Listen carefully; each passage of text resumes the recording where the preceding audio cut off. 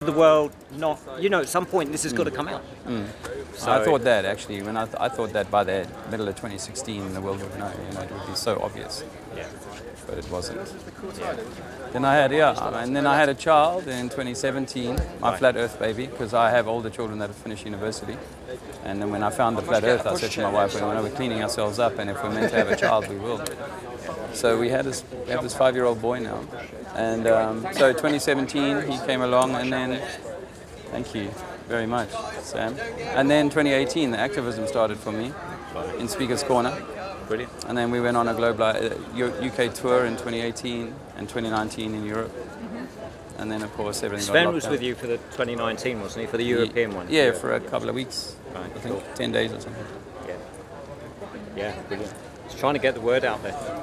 Yeah, It's finding the right way, isn't it? Finding the way to get people interested without making them just run away. Yeah, but it's almost like it needs a little bit everywhere rather than a lot of effort in one place. Everybody needs to be doing a little bit. But for me, we got people together in Speaker's Corner the other day, and it's 4 years since the first time the Flat Earthers sort of gathered there and did activism, and we didn't get anywhere near the turnout now 4 years later than we did back then. Wow. So there was more energy and enthusiasm for it, and actually, once the Flat Earth is kind of you've soaked in it for a long time, it doesn't necessarily, it's not the be-all and end-all. And so for some people, they can go back to their regular life and their regular behaviors and so on, and not really account for what that means, what this Flat Earth lie, deception must mean. Yeah, as my brother's at that stage, he's like, well, why would I need to know? Yeah. So he knows. Yeah, but even those... But he doesn't need to know and be engrossed in it all the time, so... Yeah, because they can't see the value in it. But even those who see the value in it, I've been on the road for 1,000 days now, and I've met a lot of flat earthers in that time in different countries and so on. And overwhelmingly, I find that there's still the inner work to do. You see, the reason why I think flat earthers have a particular insight is because they went through perhaps a certain trauma, or they have a certain awareness to them that other people don't perhaps have, and I think as a certain awareness. Isn't it?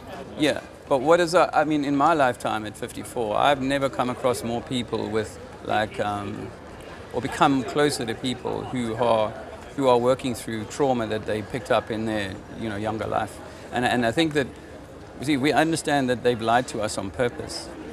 Then they've traumatized us on purpose. Absolutely. And the trauma of this one lie is only the tip of the iceberg of the trauma journey that we all go on.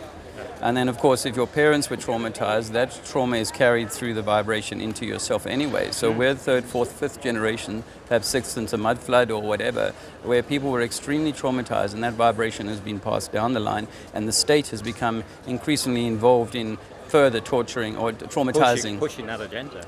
And I suggest to people that the heel prick test that every child gets since 1960 is the first trauma that it inflicts on you, because that heel prick test goes straight up your sciatic nerve into your groin, which is your lower chakras, and that's your seat of security. And so we think that we are being intentionally traumatized, and if people come to the flat earth and don't realize that, wow, this has been a mind melt on me and who I think I am and what my place is and so on, you cannot simply, that's my experience, you cannot simply alchemize flat earth and then say, right, I'm a done deal, it's the kill shot, as my farmer friend Francois in South Africa keeps saying to me, it's the kill shot. No, you've still got to now go and do the homework. It's like I say to people, if we were playing a game of chess previously on a ball, now you've got to take those pieces off and put them on a flat board and teach each piece how to play a different game of chess on a flat surface than on a rounded surface, So I think for me, like one of the messages I like to get out is it's not just about flat earth. The flat earth is the doorway to the the labyrinth of the mind. I agree, because if they can lie about that, they can lie about anything. But what none of us can quite quantify, can never quantify, what is the qualitative trauma inflicted on you when you're 6 years old and your senses are told that they're redundant. You're spinning, you can't feel it. Your senses are lying to you. They say that you're not moving. No, they just can't pick up this thing. Well, that at a fundamental level is saying something about your your frailty, your system's inability. And some people will be really affected by that, others maybe less. But no doubt it's like the lie of the Santa Claus now. Exactly. I won't do that. We're brought up to accept the lie. Yeah. That Yeah. that's okay to Yeah. be lied to Yeah. by your parents. Yeah, and I think even in that Santa lie, I think there's a trauma or a break that must occur to say, I know it was a joke, I know you were doing it for Yeah, my fun, yeah. but there's something about, wow, you pulled that lie on me. So we won't do that with our younger son, and there's none of that. We try and offer him nothing but, here it is. This is, Good. yeah.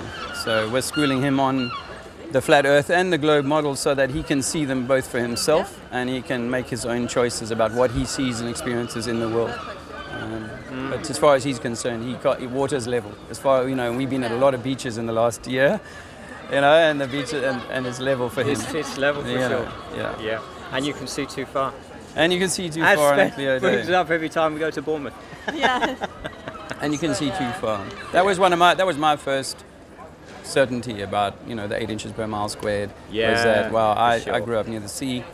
I can see things I know in my mind's eye that were Should be further able than to. this formula says I should be able to. Yeah.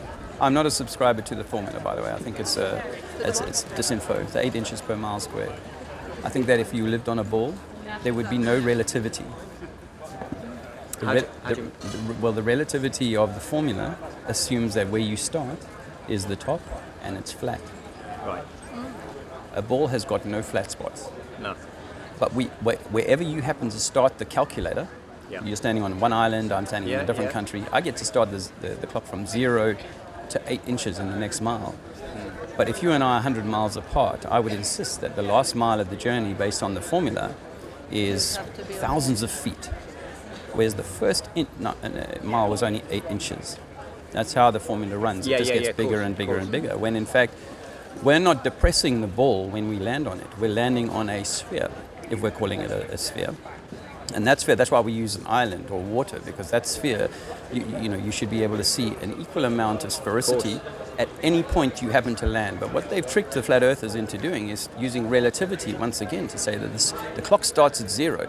But actually, if you ask the second hand on your clock, on your wall clock, are you at a flat point? They'd say, no, I've just come from this tip point here, and I'm tipping through this point here. And every moment of your second hand's movement through this 360 degrees is exactly the same amount of tip around that turn, around that circle. Sure. It's always got to be the same. And so what they do with the trig is they take a line across the top, say that's 0, and at say they've gone a quarter of the way around, they'll take another line and say that's 6,000 miles or whatever, and this is a drop, and all this, you've got to have dropped by 4,000 miles, which is what I agree. You have to have dropped by 4,000 miles, but I say firstly, the pencil line at that point is perpendicular to the ground. It's not followed the line as the ship would have to have done. In other words, the pencil line should be up and down, because the ship should be lying 90 degrees nose facing down from the point that it started a quarter of the globe away. So that it doesn't account for that. I say to people that if you've got a 6,250 mile journey over the skin from the north to the equator, and you've got to drop 4,000 miles or 4,000 units, then that's a 6-in-4 ratio. And every ball, a tennis ball, a golf ball, whatever, has exactly the same ratio, no matter its size. Right. So that we could take this ball up and say, well, it's got the same amount, 6-in-4, or 6.5-in-4. Every ball has got exactly that. And all they've done is they've taken a soccer ball or whatever, taken the dimensions of that, blown it up to its 25,000 miles around it, and you've still got the same conundrum. It's got to curve always at all times. And you've got to allow for that change in your aspect from having been this is my horizontal to this is my horizontal now. Sure. And none of those things that come through in 8 inches. I went on Jeranism a few years ago to try and make this point. Okay.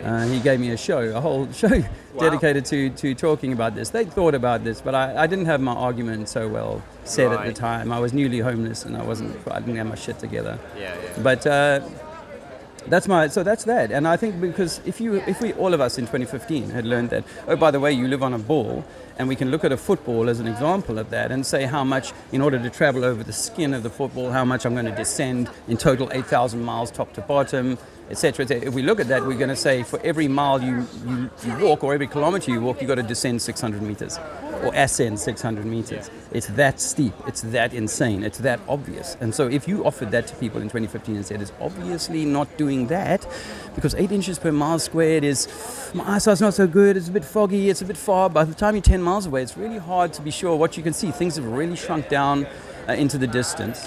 Sure. You know, so we're not offering a slam dunk in the 8 inches, and I've said it hundreds of times in public, 8 inches per mile squared. But we're not actually offering a slam dunk that kills people's belief in this idea that we can actually cling to the side of a ball and walk up the side and be underneath it and so on. Yeah. Hello, ma'am. Did they ever teach you the Earth was flat at school? Sorry? Did they ever teach you at school that the Earth is flat? Yes. They did? Wow. Can I ask what year were you in school? Oh, a long time ago. A long time ago. Well, we think that we've been lied to about the globe. That's all designed to demean God, diminish our connection to the Creator. Yeah? You know it. Yeah. Good luck, man. All the best. You've been lied to. Earth is not a globe. You can't live on a ball, man. How are you going to live on the underside of my cup? You could only live on the top of my cup, right? And the drinks in your thing there, when they settle, do you know that the liquid in my drink and the liquid in your drink would be horizontal to each other and parallel with each Buddy, I other? don't have the brain cells to do this today. Just think that water cannot curve. The surface of your swimming pool or any lake that you've ever been to is flat, right?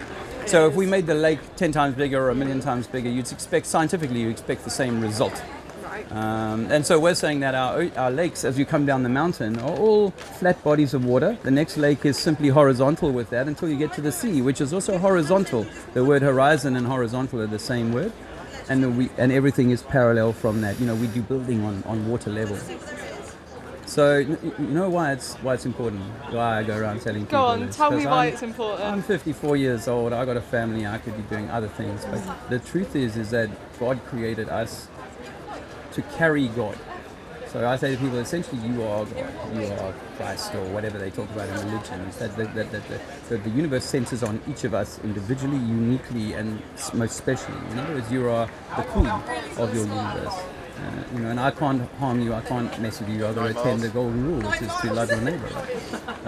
But increasingly, people don't want to accept that. Religion has stolen that, and the science of Darwinism that says we come from monkeys, we evolved from apes, and all that sort of stuff. That diminishes the idea that, whoa, what if this Eden project was made for you, perhaps even by you, for you to say, hey, I'm going to come down in the avatar like this, and I'm going to have certain experiences, challenges. Is it going to catch me up, and I'm going to get lost in that? Am I going to break myself there, or am I going to find myself? And maybe I don't know this, but maybe have a spiritual kind of upgrade through to the next life or the next incarnation.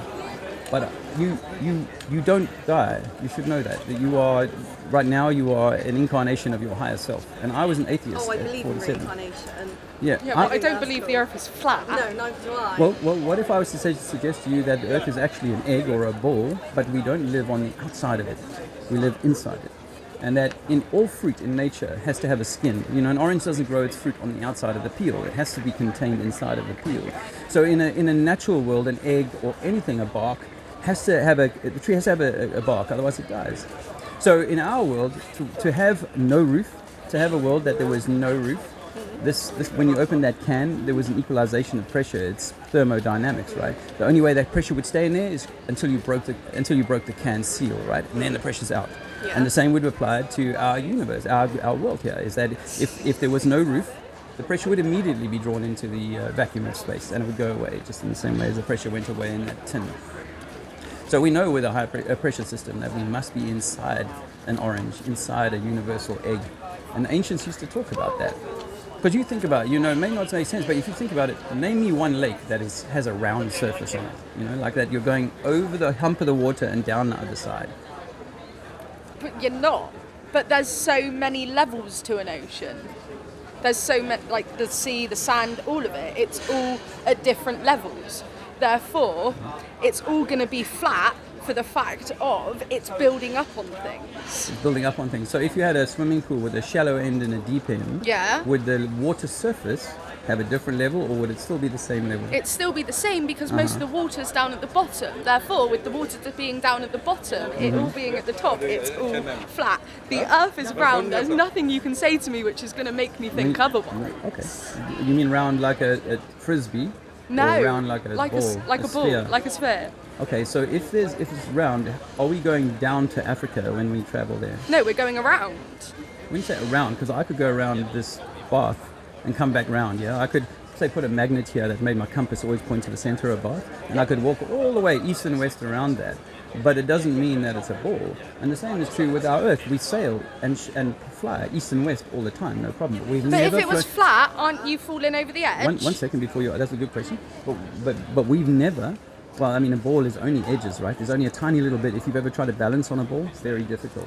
So there's a tiny bit of ball that you might balance on, but the rest of the ball, water in nature, will fall right off of that. But the gravity is holding it down. That's a theory. That's the if you like, when we're 6 years old, you say to teacher, she says, water is sticking to the underside of this globe, and you're like, show me. She's like, no, you can't show, it's too big, and it's a gravity thing, you know. But in reality, we know that every body of water that we try and collect must stay inside of its container, otherwise it will spill away. So a lake, as I say, I can give you a 1,000-mile lake that is still level, that if you could test it with a laser, you would find that it's still level over the surface of that water. But if it's a ball, then it means that when you're going to South Africa from England, as I just did recently, it's an 11-hour flight, I have to be traveling over a quarter of the distance of the entire globe. And that means that I'm changing my aspect by 90 degrees. In other words, if my camera was now pointing this way, Yeah. it would actually, in South Africa, it would be pointing that way. If I use the gyroscope, it should show me the same thing, because the gyroscope, you settle at start at the beginning and it shows you where your level ground is. But a gyroscope is a mechanical device that they've been using for 100 years in aviation. And all they do is they spin that thing up, it tells you where your horizon is, it tells you what is level, and then when you fly for 5 hours and when you land it says you're still flying level. Yeah, but there's genuine proof that the Earth is a circle. Like the space photographs, like of the Earth. Yeah, like Okay. all of that. How Okay. are we explaining that? Okay. There's a guy called Rob Simmons who works for NASA. He's an artist, and he says it's my job to take data and turn that into the blue marble. That's my job. He was responsible for the blue marble, the first image of Earth back in whenever. And the only other photograph we've apparently got came from 1971, 1972, from the last moon mission. Now, think about it like this. You're going to go and visit, a Grand Canyon or something really impressive. You're going to get like 100 pictures of that, man, from different angles and so on. But they go to the moon 6 times, and only on the last time they think, maybe we should take a picture of the Earth from space. Maybe it's because it's so hard. So all of the images you have in your mind of Earth from space, all of them are composite. All of them are CGI. And none of them, by the way, no globe on Earth can any scientist or anyone point to and say that is the anatomically correct globe, exactly like the Yeah, Earth but it's looks. a photograph. How can Okay. you explain it if it's a photo? Right, she just posed Well, if a I good took- question. She's just posed a Well, if really it's a good photo- let me question. What ask- was the question? What's the question? So if the Earth's flat, right, what side are we on? Are we on the top side or the bottom? How could you be underneath the table? You only eat your dinner on top of the table. Okay, but then are you falling off when you get to the edge of the table? So what you mustn't think of is that there's like an enclosed, like a disc that you can fall off. It's more like an enclosed orange. Think about what you see in nature. In nature, everything has to be enclosed. No, but I'm saying, right, you're saying the Earth is flat, right? I know, think I'm it's saying round. the sea is level. Right, no, I right, think it's I'm- round too, but I think the universe The is... floor says the Earth is flat, right? Yes. You're saying the Earth is flat. I think it's round, personally. Everyone's entitled to their own opinion. Oh. But, like, if you're saying the Earth is flat, you think it's literally a straight line. No. Then Okay, the so Earth isn't let's flat, just say, is it? okay, so that's why people are very confused by the phrase flat Earth. They don't understand what that means. But if you let's say just to say, someone the Earth is flat, you're Yeah. going to think it's flat. do you think that means that people don't think there are mountains? Right. We're gonna be off I'm gonna get some Because I'm going to base this... No, I'm going to base Go it... get lunch. Think about if you're 50 meters above sea level in this country or anywhere else in the world, is that from the same sea level or is it a different sea level? Because all topographical maps use the same 0 for sea You level. let me know when you work it Yeah? out. Some take it, some don't.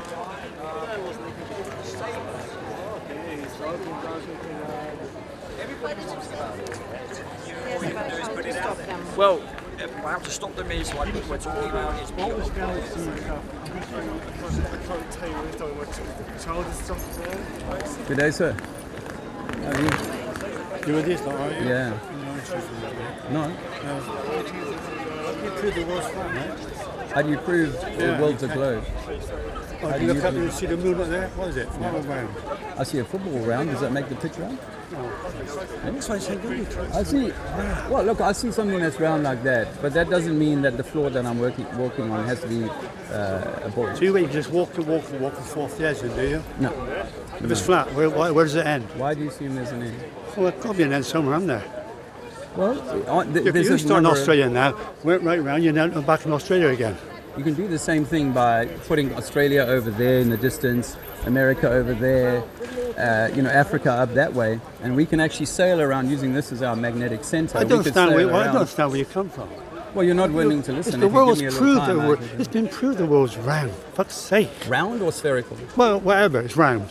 To me, it's round because we see it's round. Your picture shows it round on there. Yeah. Well, that's NASA's image Well, it's not, of the well that's globe. what they're the ones with technology, mate. Yeah. Yeah, Take they knowledge. sit round it there. You NASA can takes see knowledge. Earth from the moon.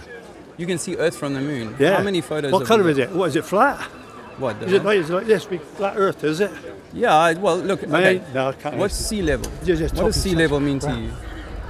I don't care what sea level is. Sea level You is don't- the sea's the You're not a sea. scientific guy if you course don't I'm care not, about no. something like that. I don't know. So topographically, if So we the do a sea is the topographical sea. map, sir, and we travel from the east of England to the west coast of Wales, Yeah. if we travel, then we're going to start from 0 at sea level in Dover, and we're going to go up to about 200 meters in height. And then we're going to travel down, and eventually we're going to get to the coast again at the other side at 0. So the island of England and Wales definitely has the same sea level from one side to another. You don't see that? I don't Do you see think nothing you're ships talking are about. You're sailing talking downhill? crap, mate. You're just talking crap. The world is round, all right, as far as I'm concerned, and you'll never convince me it's flat. This is just another bollocks. The world is Well, flat. I think because Where you we've from? been given a. Where you from? I'm from Dorset. No, you've got an accent. You're from somewhere. Yeah, I was born in Dorset, but I was raised in South Africa. And you are there. So you're And- flat, and I've you just should walk flown. flat up there. Yeah, and I've just flown. When you're up in the sky looking out at your plane, what do you see? You see a round. Flat. You see the world's round. I see blankets of clouds stretching as far as the eye can see. And you see the Black world is round. blankets. There's a horizon there, it's round. It's Did not you know flat. that your eyeball is round? Yeah. And when you look out into the distance at 100 miles from a plane No, and you no, make no, a but- circle with your eyes, you're actually drawing a circle because you can only see for 100 You'll never miles. prove to me that the world is flat. I'm not trying right? to prove to you that the world is flat, but I can demonstrate something that you can show for yourself, and that is that the moon turns like this. You see how the Costa Cup is turning like that? This is what your moon will do as it travels through the night. Every night, We're doing the same it thing. turns. We're going round and round and You want to same. hear something? This is a mind blower. I was in South Africa for a year, and it's turning anti-clockwise in the southern hemisphere. That's not explained by any model that I've come across. So you should look doing into the electromagnetic universe theory if your mind's open enough to check more than one religion at the same time. I know, there's 1,000 religions and all that crap is all. Well, you're busy defending the biggest one of them all, scientism that says we all come from Big Bang, we all come from monkeys, all I that think sort of probably nonsense. did, yeah. And the Can truth is, you prove we didn't? I don't need to prove that we didn't because you- that's well, a you can massive prove you claim. can't- you- You can't say that you just turned up from you were a frog yesterday, and now you've turned up as a man. I'd say show it to me, prove it to me. Yeah. That's a massive claim. The Not claim saying- that, I'm that not ships saying- are I'm not sailing saying- upside down I'm not on saying a it comes globe from and that the water's nearest being thing to held. human is an ape. What? Or a monkey is the nearest thing to human. Again, I used to be an atheist. They've all evolved to us. So. I used to be an atheist, and I have to say I have realized that my folly, because there is no way you can prove this evolution. Speciation, yes, but evolution, no. I don't know where you're coming from. I don't know where you're coming from. A black couple, 1,000 years ago in Africa, mate, they have sex, and they have a child who looks like you with blonde, blue eyes and a pale skin. could happen, That couldn't it? is Hollywood and NASA, sophistry. Let me You're explain obviously, something. you're obviously against NASA, aren't you? I used to be a big fan of NASA, actually. Do you know that the six of the 7 Challenger astronauts who died in the Challenger incident have been found alive now? They've been identified. Same name, same person, looking 35 years If old. it blew up in space, mate, they're gone. No, what they're doing is they're putting helium balloons up in there, and most of the satellite program is supported by high altitude balloons. It's a mind blower, and I don't want to hurt you anymore. So No, you don't. You're not hurting me, mate. Just because you're talking a lot of crap. So. I know it That's the sounds end of it. like crap, but then Well, it is if I was crap. in It some is crap. religion, The you'd picture, say I'm talking the crap. world's round, isn't it? When Sir Francis Drake, where it was, discovered America, he thought it was pretty flat. But he went round, and come back the other side. Ooh, how did I do that? He went round, didn't he? Have you seen the United Nations logo? No. Have a look at that. You can actually, that's a flat Earth example actually, it's a flat Earth map. And you can sail around that, no problem at all. Captain Cook apparently sailed 60,000 miles around what we think might be this ice wall that surrounds our world called Antarctica. And the Antarctic Treaty, which you probably know about, has shut that place off. And Russia and America have been at war with each other many times over the last 70 years, but they never break that treaty. Never have. You should filming look me at- on yes, that? I am. Yes, I am. All right. Don't worry, I'm not the government. The government is mind control, and it's designed to keep you in a little shoebox so that you never realize that you are God incarnating here. Meant to be having a high experience rather than an ant. You shouldn't be It serves filming without ends. my permission, mate, either. Well, I'm in public with a camera that's quite obviously filming. I didn't don't know you need your filming. permission. I don't need your permission. We're in public. Has the government gotten your permission to film you 50 times while you're in town today? Have they? I don't think they have. Did they give you your But you permission? weren't Did they talking give you crap per- to did me, you- was he? Did they get you what? They weren't talking crap to you. No. Were you not alive in 2020? Was I not alive? Yeah. Yeah, I'm alive 2020, yeah. Did they not lie to you in 2020?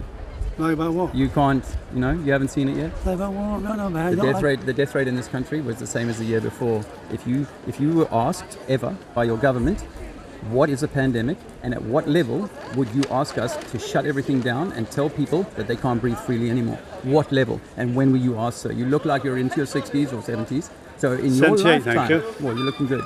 At your lifetime, when did they ever come to you and say, there's a point at which we want to ask you for permission to shut you in home? When? You were never asked, and you were locked down, Well, and you went along with it. It was for your own good, wasn't it? What? It was for your own You good, wasn't believe, it? so you continue to believe the Oh, lies yeah, that if you're in they hospital spew. with Like I COVID, said you to come you- out and dying. Why would you say that? Like I said to you, the death rate. If you went to COVID, you're in COVID, now you went in Death hospital, what would you rate, do we're then? talking about pandemic. What is a pandemic, sir? I've no idea, man. Not that So you have no interested. idea, but you let your government, like sheep, walk you into the pen for months in 2020. Just went along with it. You are a good slave, sir. I can't help you. Because with the greatest respect, glad you can't help me. you're well into your life and Anybody who lifetime thinks of the road is flat, indoctrination. you've got something wrong with him, okay? Well, all the As far as I'm ancient sailors, concerned. up until 400 years ago, they knew the earth was flat. It's only the indoctrination of the last 200 years, state schooling and so on. In fact, an old lady walked past me here earlier and I said, did they ever teach you that the earth was flat? She said, yes. Did they? Yes. Well, they'd be told And this the road is idea flat. that it's some disc that water falls off has been impregnated into all of our minds. I got a South African indoctrination, and I got exactly the same. Oh yeah, it's got to be a frisbee, and the water would be falling off, and outer space is real. Well, outer space is a figment of your imagination, sir. We can't Sorry, get out man. from 100 miles up and 8 miles down, as deep as we've ever gone. We're inside a Truman Show. We're inside a soundstage. Humanity can't blow their way out. They tried with I Operation admire your Fishbowl. talk, mate. I admire your talk, but you're talking crap, okay? So go and find somebody else to bore. And yeah, I'm waiting for my son and my wife. Oh, okay. That's why I'm stood here. I wouldn't All stood right, here. well- I wouldn't stood here to talk to you and the press. That's all right. I'll go and I got a son somewhere and a wife I'll go and see if somewhere. I can open any other minds. 'Cause I don't the think you mind will, is like mate. a parachute. Yeah, well, It works Paul best when open. Yeah, well, Earth mine is would- flat. The Earth is not a globe. You've been lied to by your science teachers. I don't understand. The Earth is not a globe. You've been lied to. Water is level. This idea you come from evolution and monkeys is a lie. You are created by God, perfect. This is your universe. Don't let the government steal it from you. Earth is flat. Hello. Water is level. Check it out. Water is level. Don't let them tease you with gravity. Gravity is buoyancy and density. That's all gravity is. Gravity will not make water stick to the underside of a ball. That's ridiculous. Prove it. But did you say that God created us? I use the term God so that people But understand. then who created God? God is everything. But like, who created it though? Because I it don't, always I don't have starts that with answer. someone. Yeah, I don't have that answer. Do I need to have that answer? Probably, if you're gonna No, like well, say if that you all of can't this face is up to created that by you've been God. lied to about by NASA and Disney and your government, then you're not going to be ready to accept that you might be God. I'm God. Yeah. Is God God? Have you ever? Oh my God! You know Get that on your knees phrase? and- yeah. No, you know that phrase is interesting because the TV show Friends in the 1990s Yeah. really impregnated that phrase into common culture. Oh my God! But you know, you can say that phrase a different way. Oh, am I God? What about this? What about this? What about Christian? What if you change the N one letter through the alphabet to an M? Christ, I am. That's quite smart actually. That's I say to people that the zodiacal wheel, the 12 signs of the zodiac, have you right at the center. And you're the center of the wheel. So like I'm a Libra. I'm a Leo. That's your primary sign, that you Yeah. come under. But at the end of the day, it gives you certain power traits and strengths and weaknesses and Okay. so on. We understand that. But so definitely you understand that it has a bearing on you. Well, I say, like in the story of Jesus, they talk about the disciples. Well, I say if you're Jesus, if you're the son of God or the daughter of God, you're the hub of the wheel, and the disciples are the disciplines. Yeah. There's 12 So do you disciplines of the mind to be a good, to Yeah. kind of come through here and come through this test. We call it the Sodom and Gomorrah test of can you come through, break yourself, or can you come through and be higher than the system tried to. And with the lie of living on a globe, it's about, it gives you Big Bang, it gives you evolution, it gives you coming from monkeys, it doesn't give you designed yourself almost. Right. You intended for yourself to come here in the perfect shape and form that you are. What happens to you when you arrive here, you get thrown into a shit pile or a cesspool of misinformation, poisoning, a whole lot of this stuff that really messes with the loving intent or thing that we come from. Is that bad? I'm not going to call it out as bad. It just is what it is. But once you know that, you can start to kind of right your own ship. You can be the master of your own ship, and rather than being caught up in the media, caught up in the the Kardashians, caught up in things that are outside of your divine being. There's nothing wrong with turning out extremely well. I'm 54 years old, so I think it's important to take good care of yourself. You should live into your hundreds and be healthy. If you want to. But people don't know much about their good nutrition. They don't know much about keeping their minds clean, how music has been tampered with, how the air and the water is being tampered with, and how we can easily be seduced into a life of, say, fast foods and stuff like that, that by the time we're 30, 40 years old, we're very sick, we're reliant on pills and stuff. And pills, by the way, are made by corporations, and corporation is a dead thing. It's not of the living, it's not of nature, it's not of Gaia or Mother Earth or whatever. So do you believe in like manifestation and stuff, like speaking it into existence? Like, do you think that that's possible? Yes. Have you ever looked at Dr. Emoto's work? No. There's a Dr. Emoto, he's done these experiments where he talks angrily to water and he exposes it to like anger and also to love, and then freezes it, and he gets perfect crystals or perfect ice crystals in the one that he's loved, and all these nasty looking crystals in the ones that he's talked badly to. And a lot of people in YouTube have done the rice experiment where they'll put two pots of rice next to each other in the same room. One they get angry with, the other one they love on, and the one they love on stays white and the other one turns green and black very, very quickly. So the power of intention, we believe, is right. So if you said the food you're about to eat is good or otherwise, you're actually imparting energy into that. I hate you, language like that is imparting a vibration into the ether, which apparently can kind of, swirl around for eternity or for forever. So we've got to be careful of the words that we use. It's not to say, because for me, it's not like, religion tries to make you feel like you're a sinner, you're bad. Veganism tries to do the same thing. You're bad, you're this, you're that, and so on. And for me, it's like if this is your universe, then you should be allowed to explore it and find for yourself what is right and what is bad. Not for me to come and say, oh, you can't do this or you must do that. Obviously when you're young and you're raising someone, that's a different story. But in your own universe, you should become encouraged to become the master of the ship, rather than have me, a government, a preacher, some other entity tell you what is right, because you know on your heart what is right and wrong.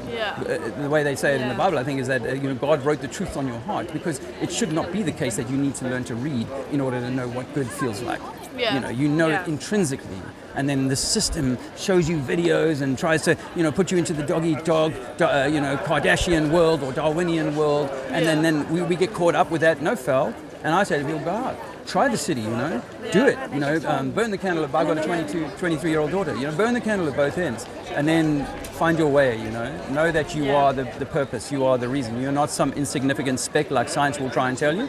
You are the reason, you are the center of the universe, and when you leave this avatar, you return to your higher self with baggage or without baggage, depending on how you've traveled here. Okay. How's that sound? I've got a flyer on Electromagnetic Universe. I can give you that to take away. It's also got a link to my website. All right, thank you. Go. Have a great day. Brilliant. Yeah, it's hard to work with the English for sure. Come on. 4 Latvians. All the way. Really switched all on. the way. Really Yeah. switched on. Awesome. Yeah, nice. Awesome. No. Oh, I had a really upset man over there just now. He was Oh, dear. really triggered by what it is. Yeah, some people really can't deal with it. It's just too much. It's like, offended. Yeah. You're on the fence. Unsettles them. Yeah, the Yeah. cognitive dissonance Yeah. is just too much. Yeah. Yeah. And every part of his fiber wants to, call me. Everything Very under the nice, sun. yeah, Yeah. So how come we don't fall off the edge then? I just had that. And the thing about being on a ball is like, where's the barrier? What stops you falling? Oh, gravity. That's all Right. you need. That magic word again. That magic word. And then, of course, the conundrum happens when you say, well, which gravity? Earth is flat, my friends. We do not live on a globe. The globe is a hoax. Water is level. NASA is faking space. They fake the moon landings. They're faking the International Space Station. They never want you to know that you are the source. You are God incarnated in your human form, this avatar. You are meant to be the reason, not the slave, not the servant. This is your universe. No one can do you no harm, no government. Breath is the thing of life. Breath is life. Let no man steal your breath. Let no government steal your breath. Government actually means mind control. Govern the mental. Govern the mental. Look up the Latin. Guber mente. Yeah, mental. Government is control of mind. Government wants to steal your crown given to you by the Creator, whatever Creator you believe in. You are the way, the truth, and the light, and you will not get to your Creator, your higher self, but through yourself. If God is here, God is incarnating in each of us. Oh, hello, beautiful. Thanks for that. It's my hand in the way. Okay. Camera must be low down. So I did a little talking. I misspelled proof. I'm willing to put my hand up with that. Earth is flat, my dear. Earth is flat. We do not live on a spinning rock. Rocks don't float. And they certainly don't cling water to them. The earth is not a spinning globe. We can demonstrate that we are not moving. And we can also demonstrate that water is level. Water is level. We do not float in space. Outer space is a figment of Disney's imagination. Earth is flat. Not everything is flat on the earth. Some young lady thought I was intimating that there's no mountains, but of course there's mountains, but there's only one sea level. There is only one sea level on this earth. Provably, we cannot demonstrate that ships are going downhill or going uphill to get back to England. Are you sailing over the water or under it? Are ships upside down? Or is everything level like in a large swimming pool or a lake? Earth is flat, not a spinning globe. Spinning globe. I can't help myself sometimes. Sorry, that's something behind there. Cool, get a selfie. Oh, you're facing the wrong way. Earth is flat, ladies, not a globe. Earth is flat, guys. We've been lied to by NASA, JAXA. The space agencies are all a fraud designed to keep you in Disneyland. You cannot walk on the underside of a ball. That's impossible. And rivers will not run uphill. Water is level, and we only have one sea level here on Earth. One sea level. Travel from the east coast to the west coast of England, and you will have the same sea level. You can expand that up to America, and you will have the same sea level. There is only one sea level for all topography on our Earth. And water is always level, and you cannot prove we're spinning. If you think we're spinning, point the direction in which we're spinning. If you think we're spinning, tell me how fast we're spinning. Did you know we're spinning faster than the speed of sound, but cannot detect it by any measure? Your senses were lied to when you were 6 years old. You are not spinning. The ancients knew that the earth was flat, enclosed, small sun, small moon, created for you and I. You and I verse in the universe. But they only want people to think in a single hive mind, one world government, mastery by the unelected powers that want to steal or control your God energy, your Christ energy, your Christ light. Because you are the child of God, the Son of God. You are God incarnated in the small. You carry the light of Christ, but that light can be dimmed. That light can be denied. That light can be ridiculed and subjugated. And that's what we see. The globe earth subjugates you. Darwinism subjugates you. You do not come from monkeys, your creator. You created yourself perfect. There is no higher power here than you and I. We are the intention, we are the reason, we are the center of the universe, and a universe created for us, by us. Good work. The earth is flat, my friends, not a spinning globe. Spinning globes would not hold water to them. Do not believe the lie of gravity. Gravity is just buoyancy and density in action. Gravity, light things go up, don't they? Hot things rise, heavy things sink. But some things don't sink in water, like a polystyrene block. Why? Because it's less dense than the water it displaces. Every body of water, when left at rest, will find level. The next body along will be horizontal to that same level. A third body of water, when left to rest, will also come and rest level, parallel, and horizontal. Because all water settles parallel and horizontal to any other settled body of water. We cannot live on a round sphere.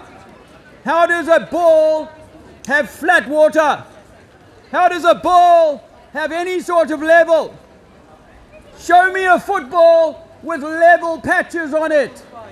A ball is a sphere, and a sphere is always curving, and that includes the 70% water that lives, or apparently is clinging to the underside of this insane globe, invented by the religions, by the way. Yes, science today is nothing more than a glorified religion. Science today, based on theory, based on hypothesis, based on conjecture and mathematics. This is not science. You are all scientists. You can test whether your bath is too hot or too cold. You can test whether it's raining or the atmosphere is dry and it's a hot day or a cold day and you need a new coat. You can test these things. This is science. But you cannot test outer space. You cannot test rocks floating in space. You cannot test gas giants 93 million miles away, apparently burning for 4 billion years.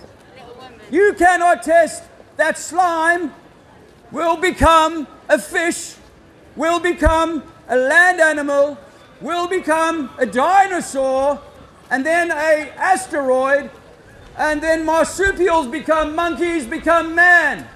That's demeaning of you and demeaning of your Creator. Because your Creator designed you perfectly. Your Creator has the power to come here in 1 billion different avatars and have an experience. The intention of that experience is unclear. However, that experience has been harpooned. It has been misled.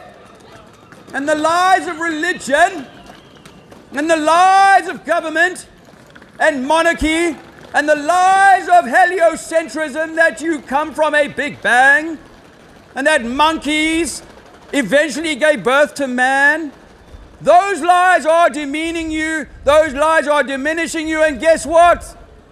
Most of you just go along with it like willing sheep. Willing sheep because your parents and your grandparents were indoctrinated into a system that stripped them of their sovereignty. It stripped them of their divine right to be self-ruling. It stripped them of their divine right to a share of the natural wealth of this world. You can blame banking, you can blame the royals, you can blame religion if you want to, but ultimately it's your consent, because God gave you the power to carry your own crown, your own corona which has been stolen, your own crown which has been taken. Did they not take it in 2020? Did they not say you can no longer think for yourself? You must stay home for 3 weeks or 3 months. We'll decide. We'll have a Christmas party at Downing Street, but you may not party because you cannot think for yourselves. You are not your own master. If I can put a mask on your face, that makes me your master. That makes me your master. If you happily put a face bandage on in 2020, you are no longer in control of your own ship. Our great Creator made us perfect. Our immune system is designed to handle being in crowds. Surprise, surprise, 2 years ago, you would have all been frightened of each other. Why? Because the propagandist at the BBC told you to be frightened. That's why. Why do we go to war with other countries? Because the propagandists at CNN and Fox News will tell you you have an enemy. Well, the only enemy is within. The only enemy is within you and in your mind. So if I can control your mind using governed mind, if I can use the TV, if I can use social media, do you not think that I'm going to do all of these things to continue exercising the slavery that your great-grandparents experienced? I can continue that slavery without ever putting a chain on you. I will fine you, I will penalize you, I will put you into a day prison called school, and I will conform you. I will squeeze you into a believer of my science, a believer in this idea that we are so insignificant, just specks in the middle of a vast, dangerous universe where nothing could be further from the truth. You are the center of the wheel. You are the hub. You are the Christ. If God exists, then God exists through you. That's the only way. If God is real, God has to be within each of us. And your religion doesn't want you to know that. Brian's Cox doesn't want you to know that. Brian Cox is a religious deceiver, no better than any of the others. The idea that you come from monkeys and that this is a devolved planet from an explosion billions of years ago absolutely undermines the idea that you created this place for you to have a divine experience of. You are the center of creation. You may not like to hear that. I'm not asking you to follow any man. I'm not asking you to follow any cult. I'm telling you to look in the mirror tonight and say, I am the way, the truth, and the life, and no one comes to God but through me. So you will not find your Creator unless you find it within yourself. Unpick the trauma of being lied to since childhood. Unpick the trauma of being put into a dog versus dog Darwinian capitalism system that has you now thinking you can control your neighbor's breathing and that I am somehow a germ threat. You see, they used Germans in World War I, Germans in World War II, and germs in World War III. Be awake, people. You cannot measure that you're on a spinning bowl. No one can point in the direction we're spinning right now. There are no scientific experiments that show we are spinning. And nowhere you can prove water surfaces will curve around a ball. That is poppycock. Wake up and realize that you are in the Truman Show and have been deceived from ever discovering that you are the Creator. The Creator is within you, and only you can release that. no preacher, no Brian Cox, no Neil deGrasse Tyson. These are deceivers of the highest order, and they do not want you realizing who you are and what you are and why we're here. This is a soul journey. Find your soul, find the love that we come from, and set aside the differences, the segregation, and the hatred for mankind. We are the reason. I'll leave it there for now. That was pretty good. Hey, Lisa, cracking on as usual. That was my little piece. It's funny, eh? These guys think the earth is flat.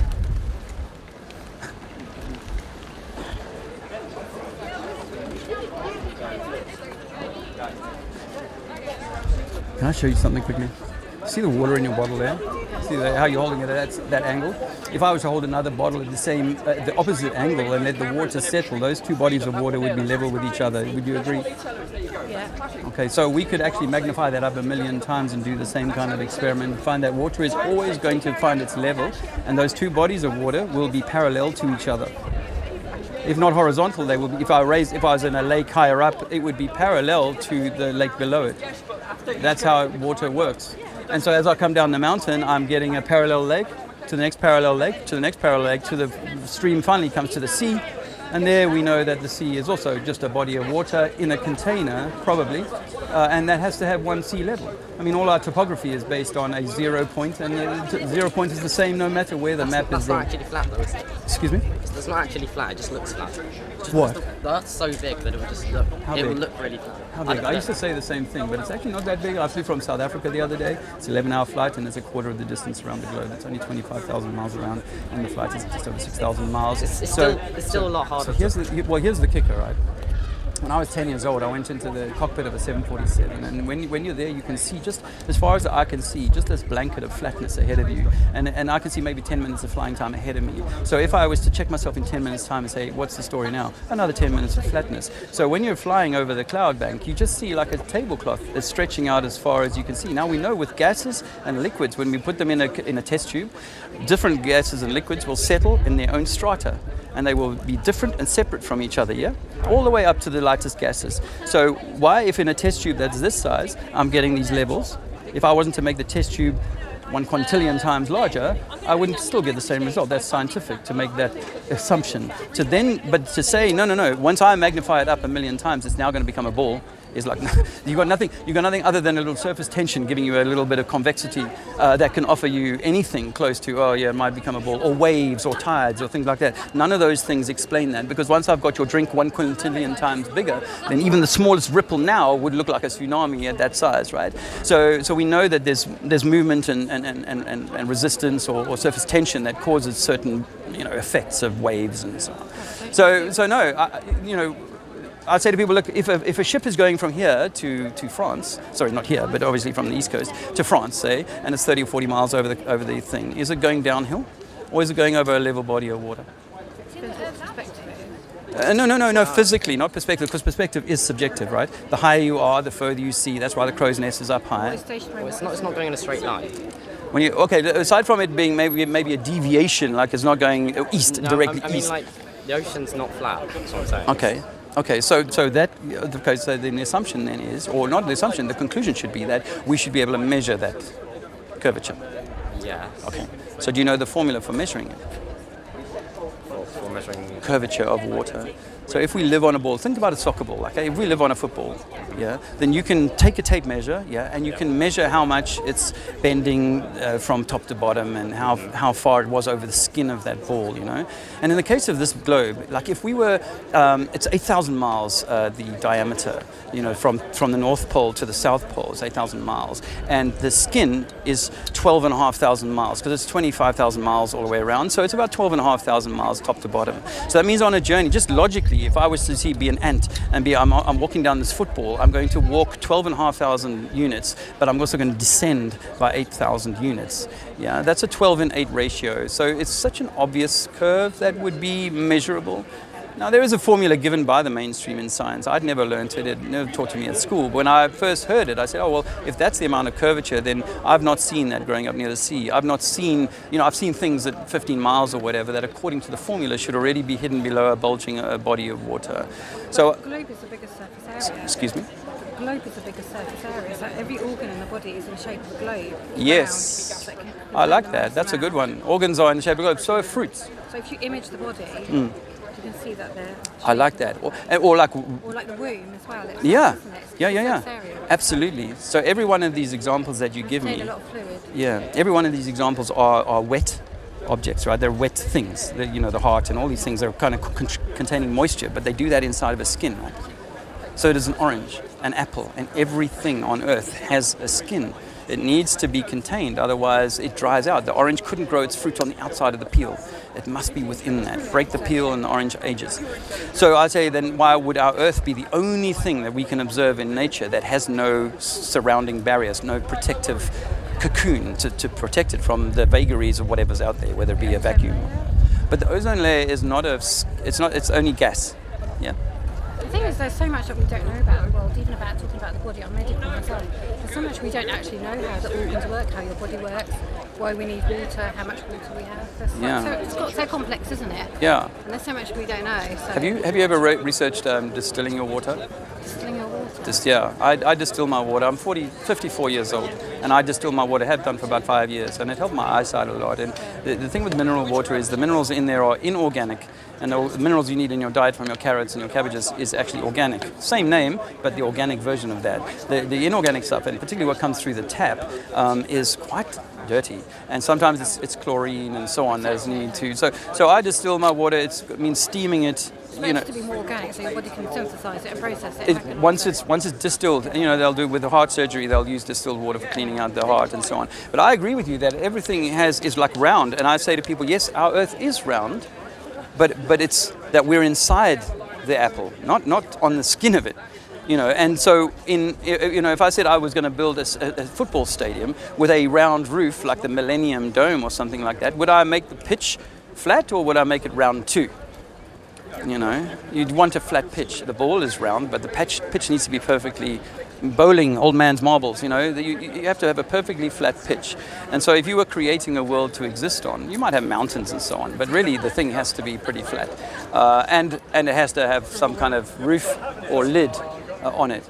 So the ancients, by the way, before 200 years ago, in fact, an old lady said to me earlier, we got taught flat Earth when we were kids, and it's only in the last 60, 70, 80 years, certainly since the moon landings, that they could definitely say, oh yeah, we live on a globe. Look, there's a photograph of it from the moon. But did you know they did 6 landings on the moon, and only on the last mission did they bother taking a photo of Earth from space, from the moon? Why? If you went to the most... I prefer to think of Earth and the humans and what's going on in the world. Well, now, why flat Earth matters to this is because actually, if we're in an enclosed system, there is no global warming, that this world can heal itself. It doesn't mean we should bespoil it. We should love it and take care of it, just like we're the microcosm. So we should love our body, take care of our body, and we should love the macrocosm, which is this Earth, and we should take care of it. But it can't be destroyed by us little beings, this human avatar. So I say to people, like, you imagine the Russian dolls, the 7 nested dolls here. The small one is you, and inside you're perfect, just like the big one, but you're much smaller, and you can't hurt the big one. The big one will do its own thing. That's God. That's everything. And your higher self is just above you. This the second last one. So no, the global warming agenda. The humans are overpopulating. Humans bad. Men are bad. Women are bad. Or all of this sort of stuff. This is about demonizing.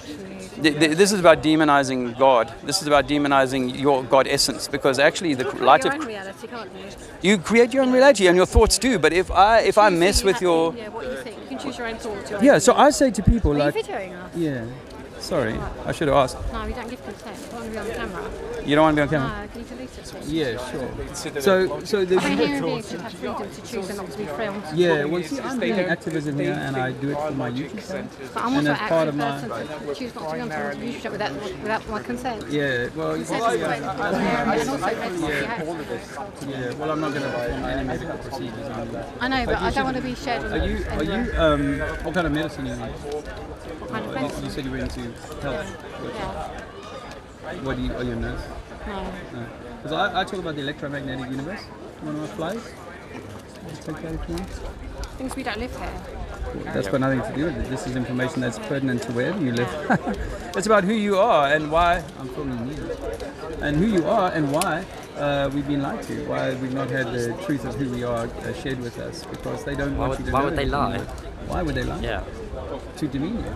To diminish you. To make you a slave. If you To believe get you to in wear a face nappy. The thing is, if you believe that everyone's doing their best, it's a good place to live and spread love and hate and live in happiness rather than fear. Because then you live in a small world and then you feel everyone's like the same. So everyone's doing their best. Let me tell you that people are all living in fear, and there is war more now than there's ever been in humanity, and there's more poverty than there's ever been. And what happened in 2020 is despicable on the high. Is a tyranny. What we're living through is a tyranny, but people have become so, what's the word? Maybe not living in fear, but living in subjugation, such that they don't actually raise up anymore. They're quietly sitting there watching EastEnders and just watching the 10 o'clock news and saying the government's going to work it all out. But here we are. I was a kid at 19, went to war for my country in South Africa, in Angola. I went to war in 1987, and it was all based on propaganda, lies. And we see the same with apartheid. It was all based on propaganda and lies. You think it was good? Of course, apartheid was a business. We don't live in South Africa, do we? Sorry? We don't live But you've heard of apartheid, I yeah. assume. Well, it was given to us by government. Yeah. Doesn't mean that it's right. Solved now. It's ended now, so. But that's not the point. Just because that government, just because Tony Blair went away after lying about weapons of mass destruction, doesn't mean that the government, just because it's got a new driver, doesn't mean that the bird's changed. It's the same bird, left wing and right wing. It's improving. I mean, improving. Yeah.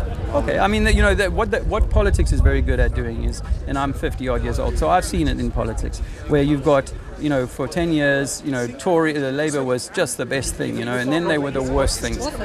You remember back in the 90s, Tony Blair, New Britain, and all that sort of fanfare. I went to university when Tony Blair came into power and he introduced tuition fees. I wouldn't say. Yeah, but that was a lie because he said he wouldn't.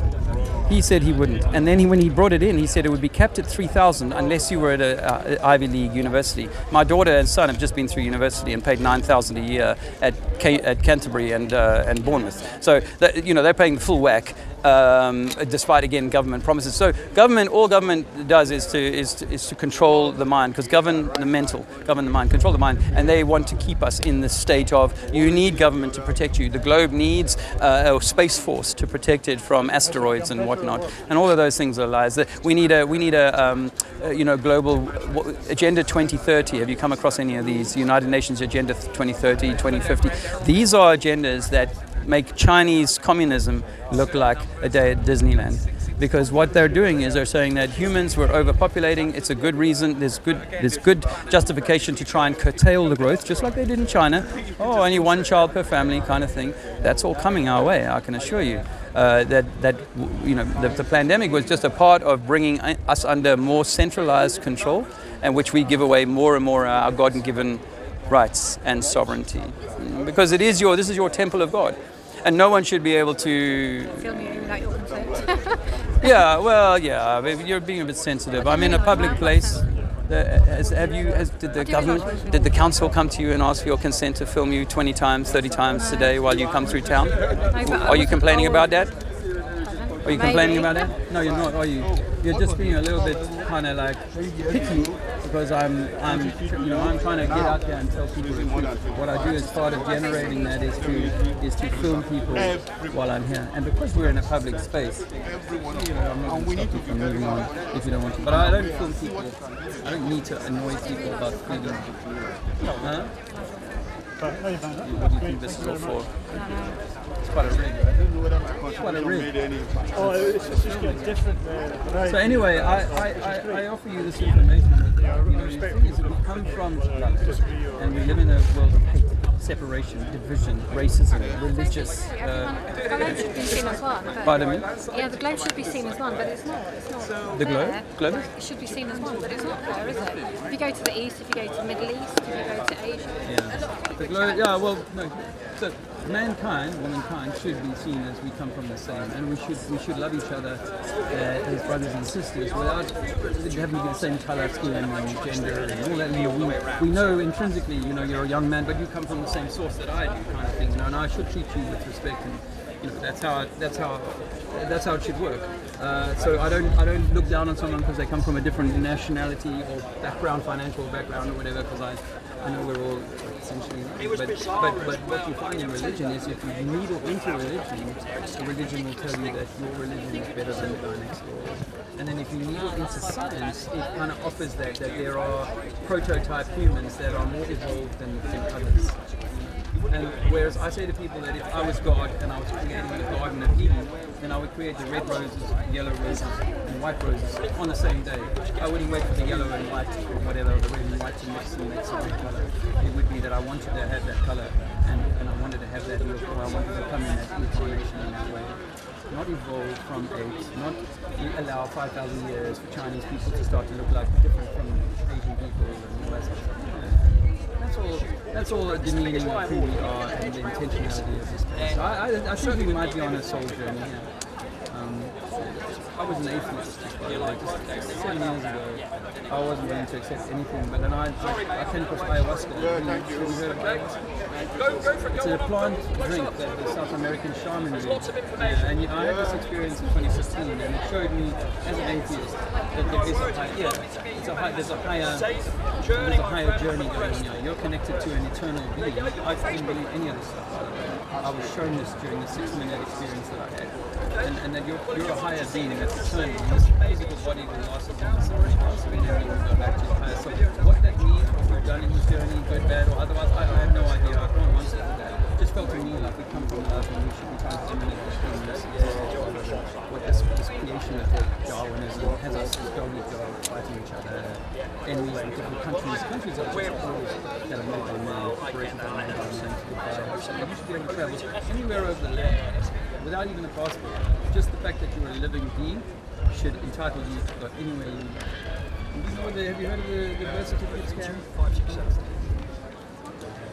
The birth certificate is part of the SESCU, which is 1666, still on the statute books in this country, where they basically take the mother, she informs the state that I have a new child, they take ownership of the child, so the birth certificate, they create a straw man, which is all the capital letters, you look at everything in capital letters from the state, and they use that straw man, which is not your real person, to control you through your life. But actually they shouldn't have that control and not entitled to that. Like you said, you give it away. Sorry, Google does. Oh yeah. But Google is Google is the deep state. Yeah. No, it's good. No, it's good and bad, isn't it?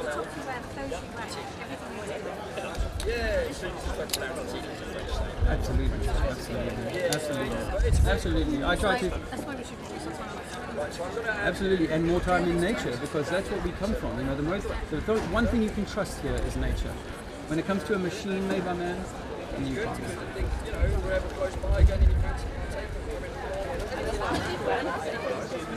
Firm handshake is a good sign of a man. They've been for a long time. You meet some interesting people. Oh, they've come to wash up. You guys have come to clean up. Alright. This is going to be gutted.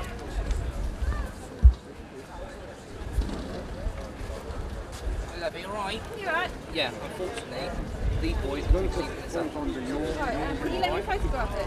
Oh, you've been naughty, have Yeah, you? you can photograph it and then it'll be It's cleaned short. up, What's alright? illegal about that? Okay. Just out of interest. Because it's a private shopping centre, and that's what it's to do with. Is this private? Private shopping centre. All this is private. Okay, and so this is harassing But people, is this it? is this private? So Can this I is a clarify problem? that this is private. As far as I know, this is not. This is This is that's a the public square, isn't it? Who does This this belong is to? owned by council, so you can't be doing The this. council is us. You need permission from the council. What? And we've been I asked by am the the council council. We to are the clean it We up. are the council. We're I public. gave myself permission. The council is the public. They're the public. If you want to argue about it, I don't want to argue with We're you. not I'm just arguing. We're just offering you telling our you what point. the council I know is. you guys will do your job. We've been doing this for a while. You've been told to do that. But you know what? Last year and the year before, other people were told to force people to wear one of those panty liners on their face. You know, those lady towels. Everybody was made to do that, and people were paid money to force people to wear a panty liner on their face. It's disgraceful. Sorry, mate. You all right? The washing guys are here. No answer is also an answer. So this is public, but because the council, who have obviously inserted themselves above us, you know, God created us, and then we created we create government. Man is meant to be superior to government, but nowadays, man is the bitch of government. Government says you must stay home for 3 months. Yeah, we all stay home for 3 months. In South Africa, I never stayed over 3 months. Good man. Well, They can't afford it. yeah, well, a lot of people did, but in South Africa, they stopped people from buying fags and alcohol for months. Now, if I can do that to you, that makes me your daddy. Yeah. If I can say, oh, you've got to do this, you've got to have a needle in the arm, that makes me your master. You know? Quite true. Because I can't come over the fence. You know that. I can't come over the fence in the morning and say, hey, mate, morning. Why don't you slap yourself in the face 3 times? You say, no, thanks. If you said yes, that's up to you. But I can't do it. But if I encourage you to do it and you decide to do it, then that's on you. But you're probably going to say no, thanks. You know? That's right. Same as if I bang on your door and you haven't invited me, you say, no, thanks. If you invite me in and I'm there for half an hour and you decide you want me to leave, time for me to leave. I've got to respect this. This is your house. But the government doesn't respect that. See, the government, you can take your breath, which is life. They can take your breath and they can put poison in you. They're bashing in the door and saying, there's a fire outside, you better let me in. And people will think, yeah, there's a fire, I better let them in. But it's all a lie. So we're just going around telling people, trying to break it to people a little gently, that everything that we grew up to believe, I'm 54, and everything I grew up to believe is bullshit. I went to war for my country in Angola in 1987. I believed in the communist, capitalist, Cold War threat. And we went there and had war with the Russians in Angola. It was all based on lies. That's all gone away now. I don't know if you've heard of the Antarctic Treaty. Antarctic Treaty is signed by all these countries. They've been in war with each other, but none of them go down there. And there's apparently resources down there, according to this big admiral, that blow, humanity could survive for generations on that. Byrd went down there. Admiral Byrd, man's done his research. I'm impressed. I'm impressed. So, yeah, we know that there's... And you can't fly over it. You can't fly over. Even anything over the 70th parallel is no-go unless you got permission. Yeah. I met Ranulph Fiennes' crew, Sir Ranulph Fiennes, before he went on his mission to walk across Antarctica, a peninsula. They said it took him 5 years to get permission. Ranulph Fiennes, a guy who should just be able to walk in. They had their ass kicked in 1947 anyway, didn't they? Ah, you know about that? Yeah. I know all about that. Yeah, Operation Fishbowl, deep freeze, right. And then we don't know what they found down there. But the question is, why the lie? Why are they hiding it from us? Why are they not? Why? I used to say this, the government can't tell us everything for various reasons. No, you are you are the center. I owe you everything. If I'm the government, then I owe you all the truth. There might be some business secrets you might have to keep, but anyway, I owe you all of the truth. What I've seen in the last 7 years, since I woke up to the fact that 9/11 wasn't done by Osama, is that actually, most of what I learned as a kid was based on a history that cannot be substantiated, science that cannot be, substantiated, and a government that really seems to me, I worked for government in Westminster for 10 years, man, but it seems to me that they're unwittingly part of some sort of control system that has us all at odds with each other, in prison, in trouble, in debt, under stress, and so on. Like, life is not easy for most people. You want to listen to David Icke then? He'll make some sense to you. I used to listen to David Icke, but he goes places that he won't go places that I go. Right. So I left him behind. I mean, much respect to him. Like watching his stuff. Much respect. And because we say the Earth is not a globe, so it cannot be what they say. And if there are extraterrestrials, they come from across the plane. There's parts of the Earth that we've never been able to go to. I think they're interdimensional. Yeah. They're not from space. Okay, so I say to people that I think there's 7 Russian dolls, the nested Russian dolls, and you're the smallest one and the most dense material one at the center. And as you go out the 7 layers towards the outest one, which is perhaps all, Allah, God, everything, you get more and more ethereal. So you're no longer in the dense like you and me, carbon, 666, hard like we are. We're starting to be light beings. And this is how I think light beings could be actually existing. There could be a motorway at another dimension. There could be a motorway with big trucks running through it. We don't even feel it. They'd be driving straight through us, and we'd be like, like they do in Ghostbusters or whatever, we think you can drive through the ghost. Well, it could be that way. You could say that with poltergeist. That could be exactly when it's blended in the two, let's say. Yeah. And you can get these things that they say that is ghosts and stuff. They see like Roman soldiers walking along the thing. That could be still just a parallel. At that time is crossing over there. So there is. So I was an atheist at 47, and I took DMT in 2015, and in 6 minutes I came back and said, it's true, there's a God. In 6 minutes I had seen enough and had my ass kicked so badly that I was like, wow, there's a higher me, And then the higher me is connected to something much more magnificent, much more powerful. But that higher me is impervious to anything that happens here, to my body or to this earth. And when I leave this body, I go back to that higher self. And so in the 7 years since that, because my first words that I came out of the thing was truth is a God. 7 years since then, I've done so much research, and I now think that we are in some sort of electromagnetic egg. And you're like a small, like I said, the Russian dolls, you're sort of like a small apple inside the big apple. Yeah. That's what I think. I talk on Electromagnetic Universe, there's my flyer. All right, have a look at that. And I just building a website, so it's a little new, but on my YouTube channel, which is connected to that, I do talk on electromagnetic theory and try and put science behind it, observable, real world nature, and say, look, if nature's presenting us as with this, let's say take the orange, cut it through in half, have a look inside. When you look inside, you're seeing these segments, and in the middle a seed pod. Well, if that was 10 trillion times bigger, those seed pods would be continents. And that would be like an ocean of orange. And as I say, people, if God is the orange, and you are a cell in the orange, or you are no less orange, even though you're tiny, you're no less orange than the whole orange itself. Each cell inside the orange is each of us. Yeah, that's right. Thanks for stopping by, and no hard feelings whatsoever. I know you're doing your job when you guys clean up. I understand how it is. We did genuinely think this was legitimately still private access, and I mean public, and not, because there are some shopping malls we know like this. They're like, this section here is private, before this is not private, so you're good. Oh, yeah, it's weird, isn't it? Right up that little line there, I think. What's that? So they got a weird line between that road. Yeah. It's private and public. Okay. It's annoying, isn't it?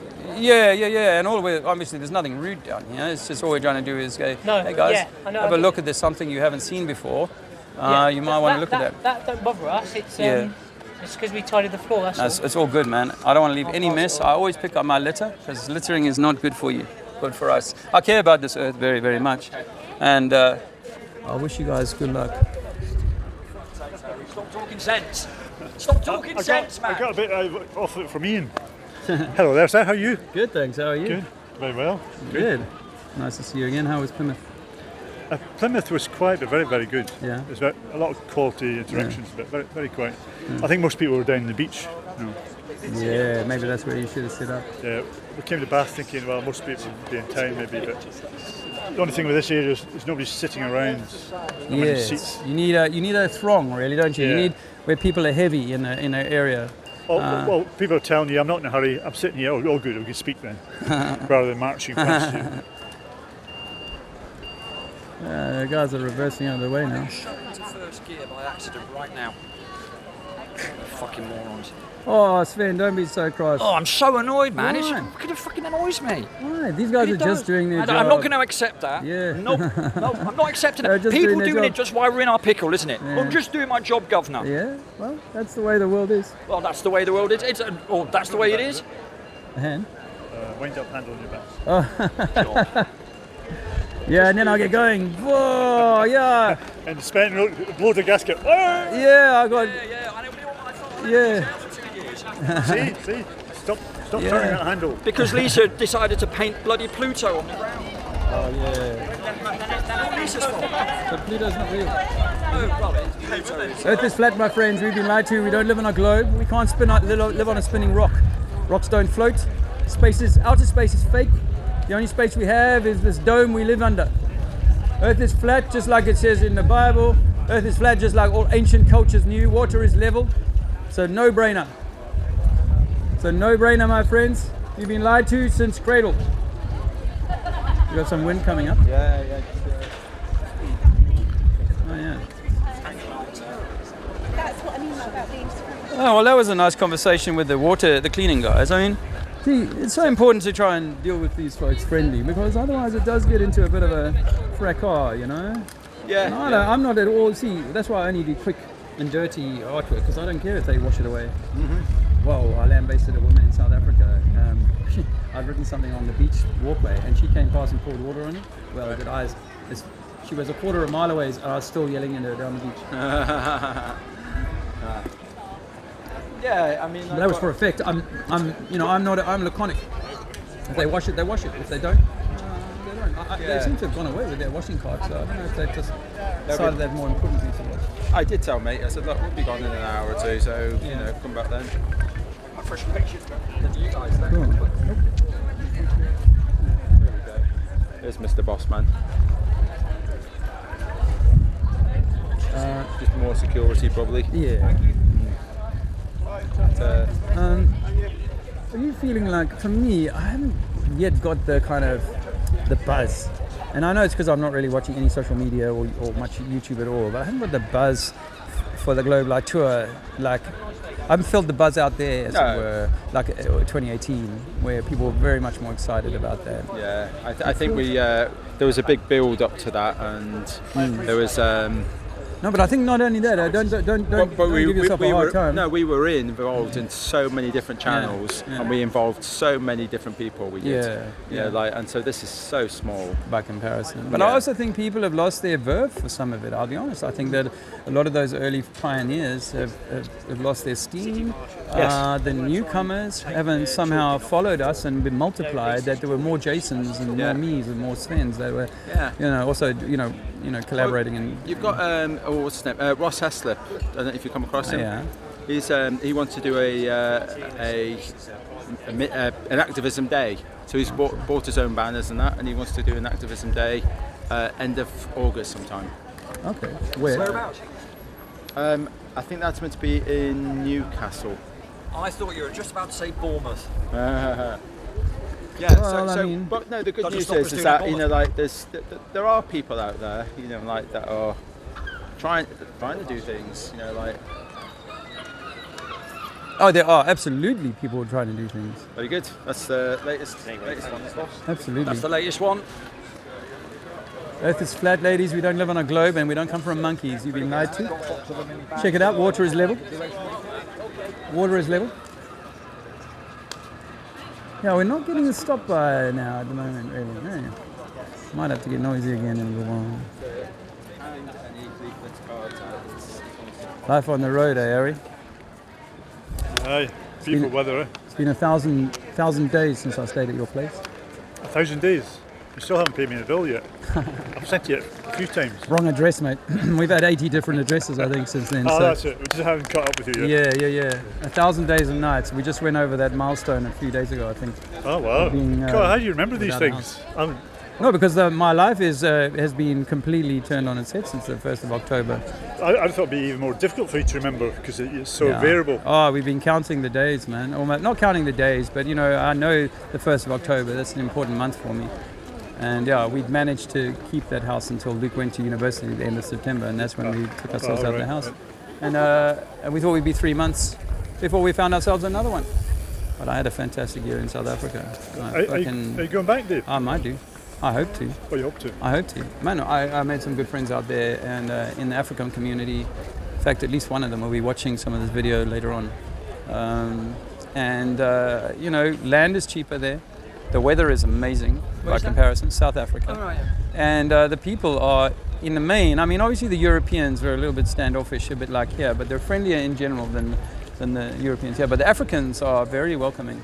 And we'd love to set up some kind of school, flat earth related, of course, or truth related kind of school, or do something.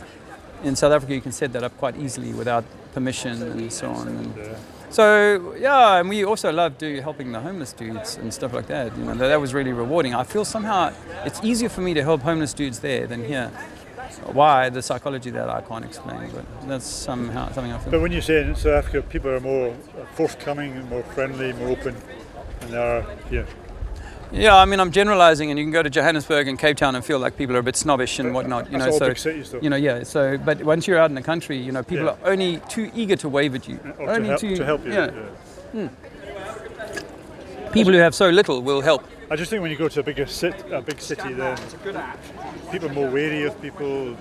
People don't know everybody, and so strange and dangerous thing, and corruption. That's all the fears we've because actually I went to South Africa fearful of the risks, aside from having no money. Once our plan had failed, the risks of crime and so on and so forth were frightening to me, and I didn't have a license to drive there and so on. So I was kind of shitting myself at times. What was my point? That actually at the end, I was tested once. I went to help this homeless guy who had to go to his homeless shelter, really cheap. It cost him £1.50 a night to stay there. which is a lot of money for them, but cheap by UK standards. And it is in the worst part by the harbour of Durban. I pull up there and he says, I'm just going to be a few minutes. I've got to go and pay this deposit. I give him some money to get my ID book back.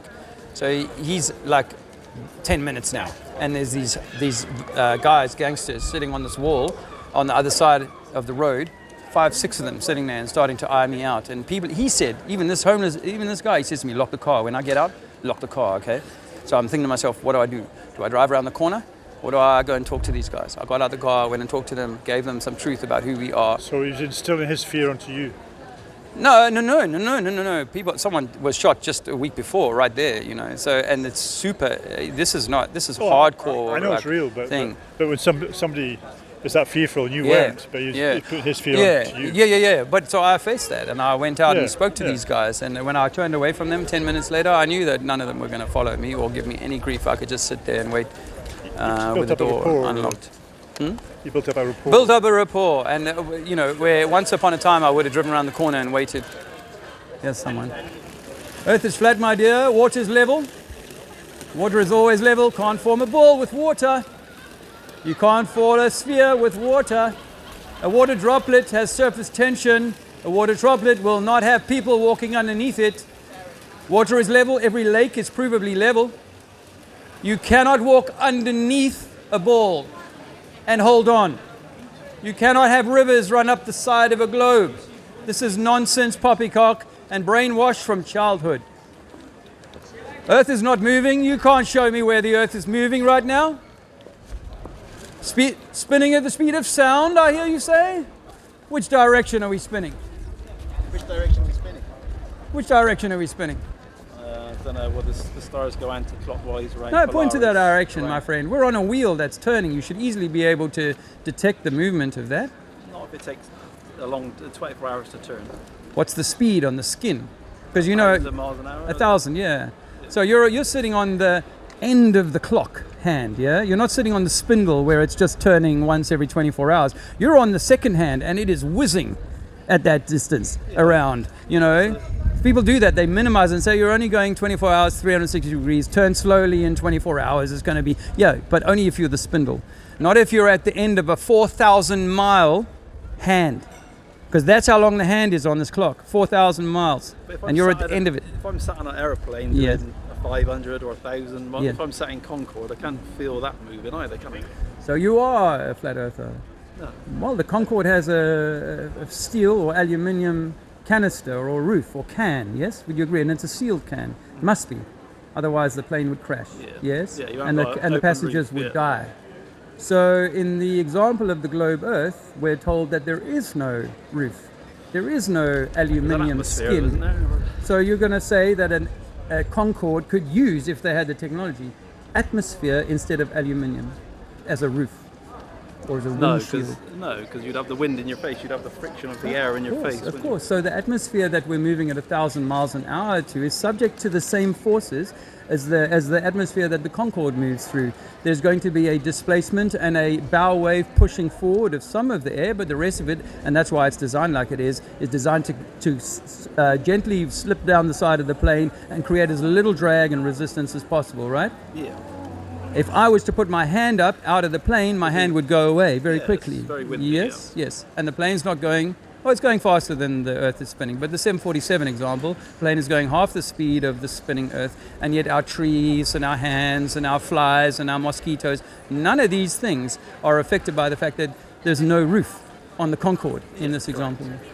So people often cite that to me, but and the flight deck of the Concorde, even though it's a cylinder, the flight deck is level. The flight deck has to be nice and flat, otherwise everybody would be uncomfortable. Even though the football is round, the pitch needs to be flat, otherwise the footballers would be struggling. Yeah, but it's flat with the Earth, isn't it? The plane goes level with the Earth, doesn't it? It goes level with the Earth, and it makes no allowance for mountains and so on. Hey, so once it hits 40,000, its cruising speed, its cruising altitude, it's not going to worry whether it's going over lowlands, a 2,000, 5,000 meter stone. It's not going to bother with any of that. It'll hold its same level above sea level.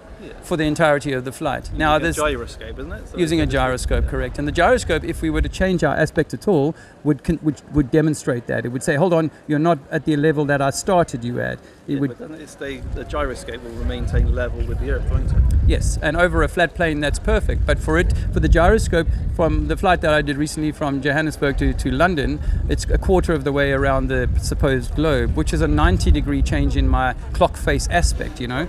So I start here and I finish my journey 90 degrees down or up, depending. And so that change in aspect would be shown on the gyroscope. It would be shown on a spirit level, and I've tried using a spirit level, a digital one, on a plane to see how the nose, or what the angle of the plane is, and it's 1.5 degrees nose up for the entire time. So for it, people then say, no, it's gravity that's sort of pulling it and holding it at 30,000 feet. That's complete poppycock. There's nothing to demonstrate that. A gyroscope would have to show that it had changed this 90 degrees. Okay, well, not an expert on gyroscopes, but yeah, a plane would just run flat with the Earth, wouldn't it? Whether the Earth is flat or the Earth is round. You know, not true. Because if it's, when you say round, you mean a sphere. So if I was on the side of the sphere, like on Africa, the plane would literally actually have to be flying up and then coming. There's no up or down, is it? There's no up or down. We just look at the Earth as being the north is the top, but it's not necessarily the top, is it? You're just maintaining There's no up and down. For me, having been in the religion that you're in, I know that no up and down makes absolutely no sense, because if I throw this water bottle up, it only comes back down. I can't prove that there's a different up and down. A hot thing, my fire, the gases, they will all rise and they will all go straight up. So I asked your friend just now, what's the moon then? Why does the moon appear spherical or round? Yeah, right. I think it's round. That's what I see, a round. But you know, if I look up at that and say that's round, you don't know what's behind it. It's a whole water bottle. That's a column.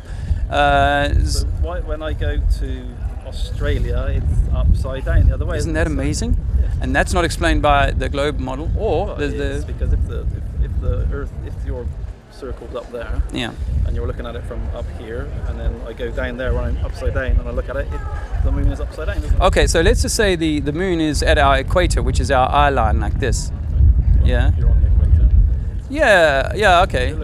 You're You're looking up at the moon, and when you're in the UK, you can observe the moon slowly, very slowly doing this rotation. Have you noticed that before? So it's turning, so it's best to see it at a crescent moon, actually. It's always up the same way, isn't it? It's always up the same way, isn't it? No, well, this is the thing. Like, if our crescent moon looks like that, if you come back in 6 hours' time, the crescent would have rolled to there. Have you noticed that? So this crescent that you see here is not what they see in America. They see it further rolled round. So it's actually rolling across the plane as it comes. It does this daily, half the speed of your hour hand turn. Because everything is shifting, because the Earth is shifting around, it's gonna rotate, isn't it? I've been trying to model that in my mind, or find a model of how that might work, and I have to be honest, I can't find that. But this is the kicker, right? I was in South Africa for the last year, and I started noticing this roll about 4 years ago while I was in England. So I watched it for 3 years, no problem. I'm watching it doing this clockwise thing, and it's blowing my mind. And then I go to South Africa. Not only is it inverted, so where the crescent moon would be this at, say, 9 o'clock at night, it's exactly opposite in the southern hemisphere, and it's rotating counterclockwise. Instead of clockwise turn, it's counterclockwise. That the flat earthers can't explain, nor can the globalists, nor can this model that we were given. By the way, I raised my university-completed children on the globe, on Darwinism. I have all of this stuff. So there's nothing, very little that's out there that people know that I didn't go and look at myself, because I was very interested in space. I loved what we were doing, and I thought we were going to find life on Mars. I was hoping we would. Actually. So how far away is the moon? Well, I think it's subjective. So if you went in a plane, the moon would actually, it went up to 40,000 feet or whatever, the moon would actually realign itself for you. The moon is a personal light to you. The example I give to people is take a full moon night where it's cloudy and go for a 10-mile walk if you can, and notice how the moon follows you right throughout that walk. It'll illuminate the sky just for a mile around your head. But where you started from 10 miles ago, it'll look black, and when you started there, it was only illuminating where you are. This is an observation you can make. The same with the crepuscular rays of the sun. If you follow them back, they're actually sometimes only in the clouds. I was in Abu Dhabi or Dubai once, and before I found this out, and we had a sunset, and then the flight took off about half an hour after sunset, and fuck me, there was the sun again. That doesn't make sense in any model that I can kind of think of, other than this is perhaps a perspective thing, and the higher you go, the further you see, and the same applies to the wave we call the sun. But okay, going on to the sun. But it's okay, the sun setting and everything else. It's not moving away, is it? It's not getting smaller as it moves away. It just gets the same size, woof, down to the horizon, and then you can, when you're at the beach, you can just see it. It's the same size all the way down, and it goes beyond. Well, there's plenty of videos online where people have filmed it getting shrinking. Yeah, so can we agree that YouTube to look at that? Okay. Well, you also get to YouTube to see the sun setting. Well, you can see it. Yes. Almost. But you're contending that you've never seen it going smaller, and I'm saying that we have, and people have filmed it. Have you ever noticed a supermoon? Have you ever seen one of those massive supermoons? I did some 10 years ago. Slightly bigger, yeah. They do look. No, I know. I was in South Africa. Because of the distance from the Earth and everything, isn't it? Well, if like I was driving on a long drive and I pulled the car over and I'm like, look at that moon! It is double, maybe triple the size of it normally is. And what we're explaining, well, what if I was to offer you? Okay, what if I was to offer you, which something you might agree on, is that a lot of the effects that we see are sometimes due to atmospheric events, occlusion. So, like through water, something can be made to look like it's bigger, or perhaps even smaller, or bending when it may not be. So we know that the further we look through our atmosphere, the more moisture we're looking into, and so this causes certain kinds of refraction index, things to occur, right? But if something is going from if you walk away, you get smaller. If the sun is moving away, it gets. It doesn't get smaller, does it? It stays exactly as big, isn't it? Yeah. Because it's going. Well, you'll be good. You're happy to know that there's a lot of people in flat Earth who can't agree how it works. So you and I are never going to come to a consensus because not one of the flat earthers here agree with all the things that I agree with. So what we're doing is saying, there's a thing there that you can't explain, therefore your model fails. Whereas I'm saying what our observations we see kind of failed the globe model at the starting point. So before we get into squabbling about how it might work otherwise, because there are unknowns, how it might work otherwise, let's first deal with the stuff that we can test ourselves, because I can't test the moon. I can't test what the sun is. I can make observations and so on, but I can't physically go and test that. Water, on the other hand, we can test. And we know that if I take a 1 liter bottle of water and settle it out, it's going to be level. A swimming pool will be level. A lake will be level. The Mediterranean Sea on a still day, if you fly over it at 35,000 feet, looks like a mirror, and the ships are dotted on that mirror like the little toys on a flat lake. You see. Yeah. And so that's it's water a very gentle curve, isn't it? It's, the Earth is massive, isn't it? How massive? You can't. 25,000 miles around. Okay, that's so good. It's very, very big, isn't it? You know that. So it's going a lot. It's not dropping very much, is it? So this may blow your mind, but it doesn't matter what the size of the sphere, ball, golf ball, tennis ball, basketball. It doesn't matter what size ball you use. You're always going to get the same ratio of bending. You see, so you can't say, because it's so big, the bend isn't obvious. Actually, the bend would be equally obvious no matter the size of the ball. For something that was the size of an ant, you would say, they might not be able to see it. But at that level, that curvature is always present. And the curvature is interesting because you can take any ball and do the same thing, is that over the skin from the north to the south is about 12.5 units. And the distance down is about 8 units. So they've given us the same thing. They've said it's 12,500 miles north to south and 8,000 miles through the core, which is exactly the dimensions of a football and any other kind of ball. So that ball, if I magnify it up, are you going to expect the football to start getting flat spots on it? Or would that ball continue to have perfect sphericity no matter how large it became? Well, it's just going to be, it's not going to be flat, is it? A ball's never going to have any flat spots. Exactly. And with the 8 inches per mile squared that they use, and with the relativity that they try and brainwash us with, it says that where you stand is flat and at the top. How can that be? How can that, you and I'm in South Africa, you're here in England, and you're on the top and I'm on the top?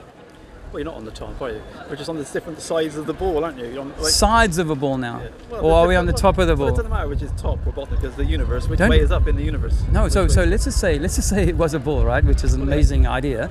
Let's just say it was that, and we were in Africa, and when I look at a globe, I see South Africa or Africa as being on the side of the ball. Yeah, so because somebody decided that's where the globe is going to look no, like. but if it is a globe, so if it's a flat Earth, everything's the same and it's all good and that works kind of. But if it is a ball, then there has to be an up the side of the ball and a down the side of the ball. That's logical, that's what I'm seeing. That's the model that's being offered. On football, there isn't a top and bottom either. It's just round, isn't it? No, but let's say you were an ant on the South Pole and that's the South Pole is now touching the pitch, which is flat. But anyway, you're on the South Pole, and now you're going to go to the North Pole. Yeah. Are you going to have a flat journey, or is it uphill? Well, on the Earth, it's going to be uphill, isn't it? Because they're competing against gravity. So if it's uphill, but in the universe, there's no gravity telling you that I'm going to go up from South Africa to the UK. Yeah, for me, it's like a mind magic that's been worked on us, brother. Because I was 47 before I found this out, right? And it's like, okay, so you know that if I was to offer you a scale model of the Earth, and you were to offer me a scale model of the heliocentric model, you couldn't build one unless you had CGI. You could do one with CGI and having things floating.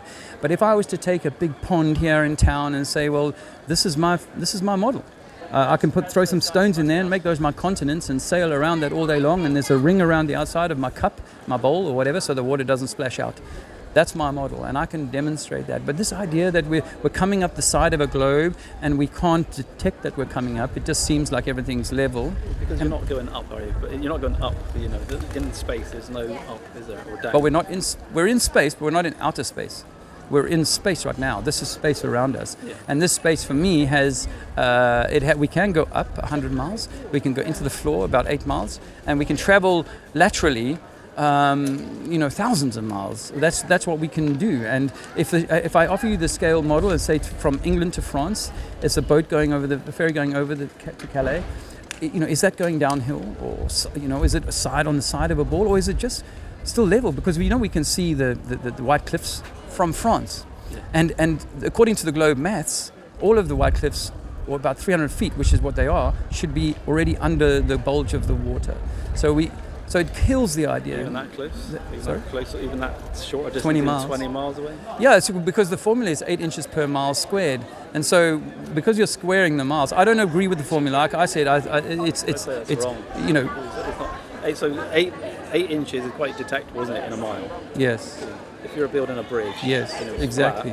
8 inches is quite a drop, isn't it? And if you've done any construction, you'd know. And we have a 100-mile bridge in China, and they don't make any allowance for curvature. And 100 times 100 is 10,000. So it's 80,000 inches in 100 miles, according to their formula. This is trigonometry, not mine. I don't support the formula. That's what mainstream science will say the curvature is meant to be. But for a building project, if you think about it, I could build you an Olympics pool, 50 meters, but I could make it 500 meters or 5,000 meters. I'm still going to get the same outcome. I'm going to have one level along that length, and I can make that 50,000 meters, and it's still going to be the same level along that length, unless my building is off. So go back to the moon. If the moon is much closer than we would otherwise believe. Yeah. So if it's, I don't know, how far away do you think? It's a quarter of a million miles away. No, yeah, I would say that it's probably, in the hundreds of meters above you, maybe a kilometer or 5. 5 kilometers? Yeah, something like that. Flat Earthers in the main will say 3,000 or something like that, and it's 50 miles across. That's what the Flat Earth Society taught us in 2015. Well, 5 kilometers is only 15,000 feet, so it wouldn't be that low, would it? I remember what I said about it adjusting itself to you. So as you go up in a plane or in a building, it will actually alter itself. So when you're standing on the beach, for example, you'll see it like right with those clouds, but you can go up and it appears still to be above you and still higher than you. Only to a point. There's guys who've been filming from planes, probably 40,000 feet, where they're filming down on the sun in the clouds, which is a great bit of evidence. We see sometimes, you'll see if you start to look at it, you're like, shit, yeah. According to my eyes, it may not be, but according to my eyes, I'm seeing the sun playing with those clouds for me, creating crepuscular rays, lighting just the edges of that.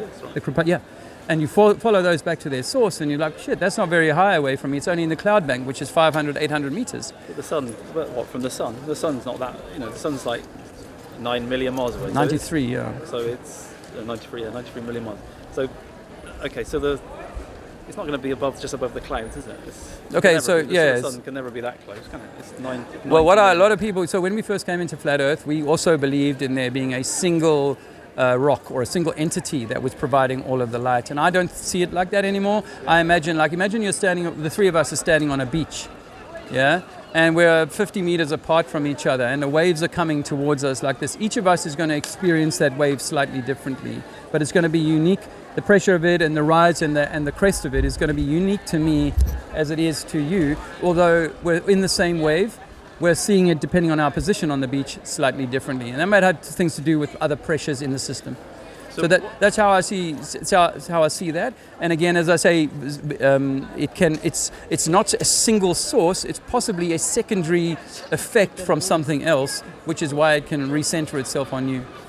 It sounds a bit complicated, doesn't it? It is a bit complicated, but simply saying. But the simple thing really is to believe what we're told is true, isn't it? The sun is. We turn it is around, much simpler to be a believer. Occam's razor, which suggests that the most obvious thing is sometimes clearly the true thing, isn't it? So, but isn't most obvious? Hold on, isn't it most obvious that because every lake that we've ever measured, that's where we go boating, right? We go boating on lakes. Those lakes are flat.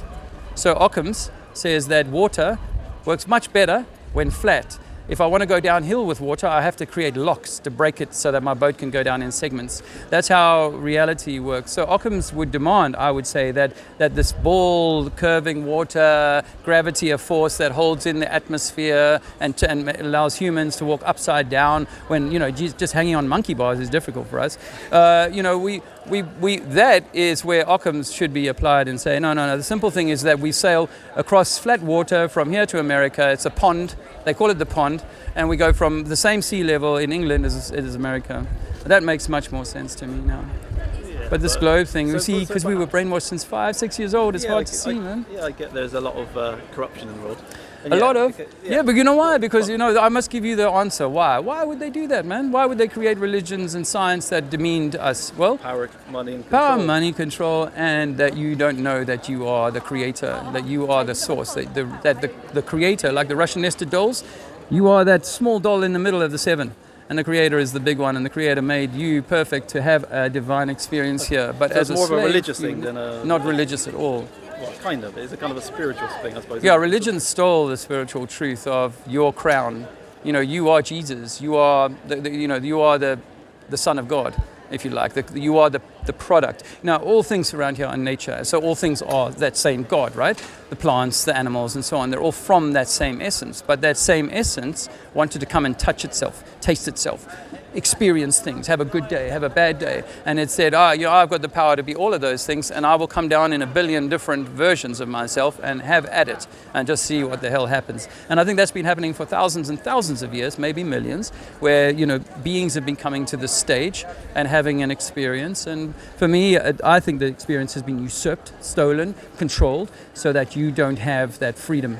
Well, it has, but I probably wouldn't agree that the Earth is flat. I could agree that there's controlled power and really hungry people that are desperate for all of those things. But to make the Earth flat, they don't probably need to do that. They do all of the other things. Okay, so when you think about flat Earth, you probably think about the model that we were all taught to think about, which is like a disk floating in space. No flat earther I know of thinks that model has got any legitimacy. So just so you're clear on that. So what I try and teach people is so what I try and teach people is that what if we're inside of an orange or a grape?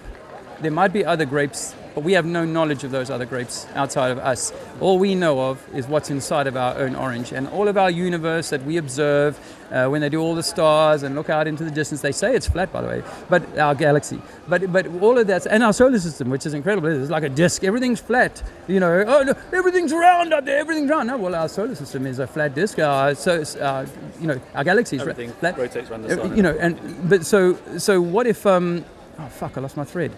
Oranges and apples. Oh, well, yeah. So what if in nature what we see is oranges and apples? What we see are round spheres, yeah? But the fruit's never growing on the outside of the skin.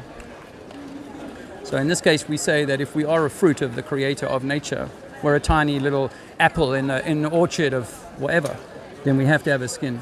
We have to be contained inside of that skin, and to just break the skin would be to damage the fruit. I suggest that the skin was broken some time ago, and we had a flood, and that waters perhaps came in from above.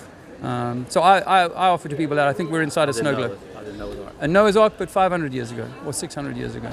I go around places like Bath, and I look at all the evidence of most buildings being sunk into the mud. They tell us they intended to dig them into the ground. The basement? All the basement buildings, and they are all over the world. But when you create a basement, if you were in them times, in hundreds of years ago, when you need refrigeration or whatever, when you have a basement to keep things cool?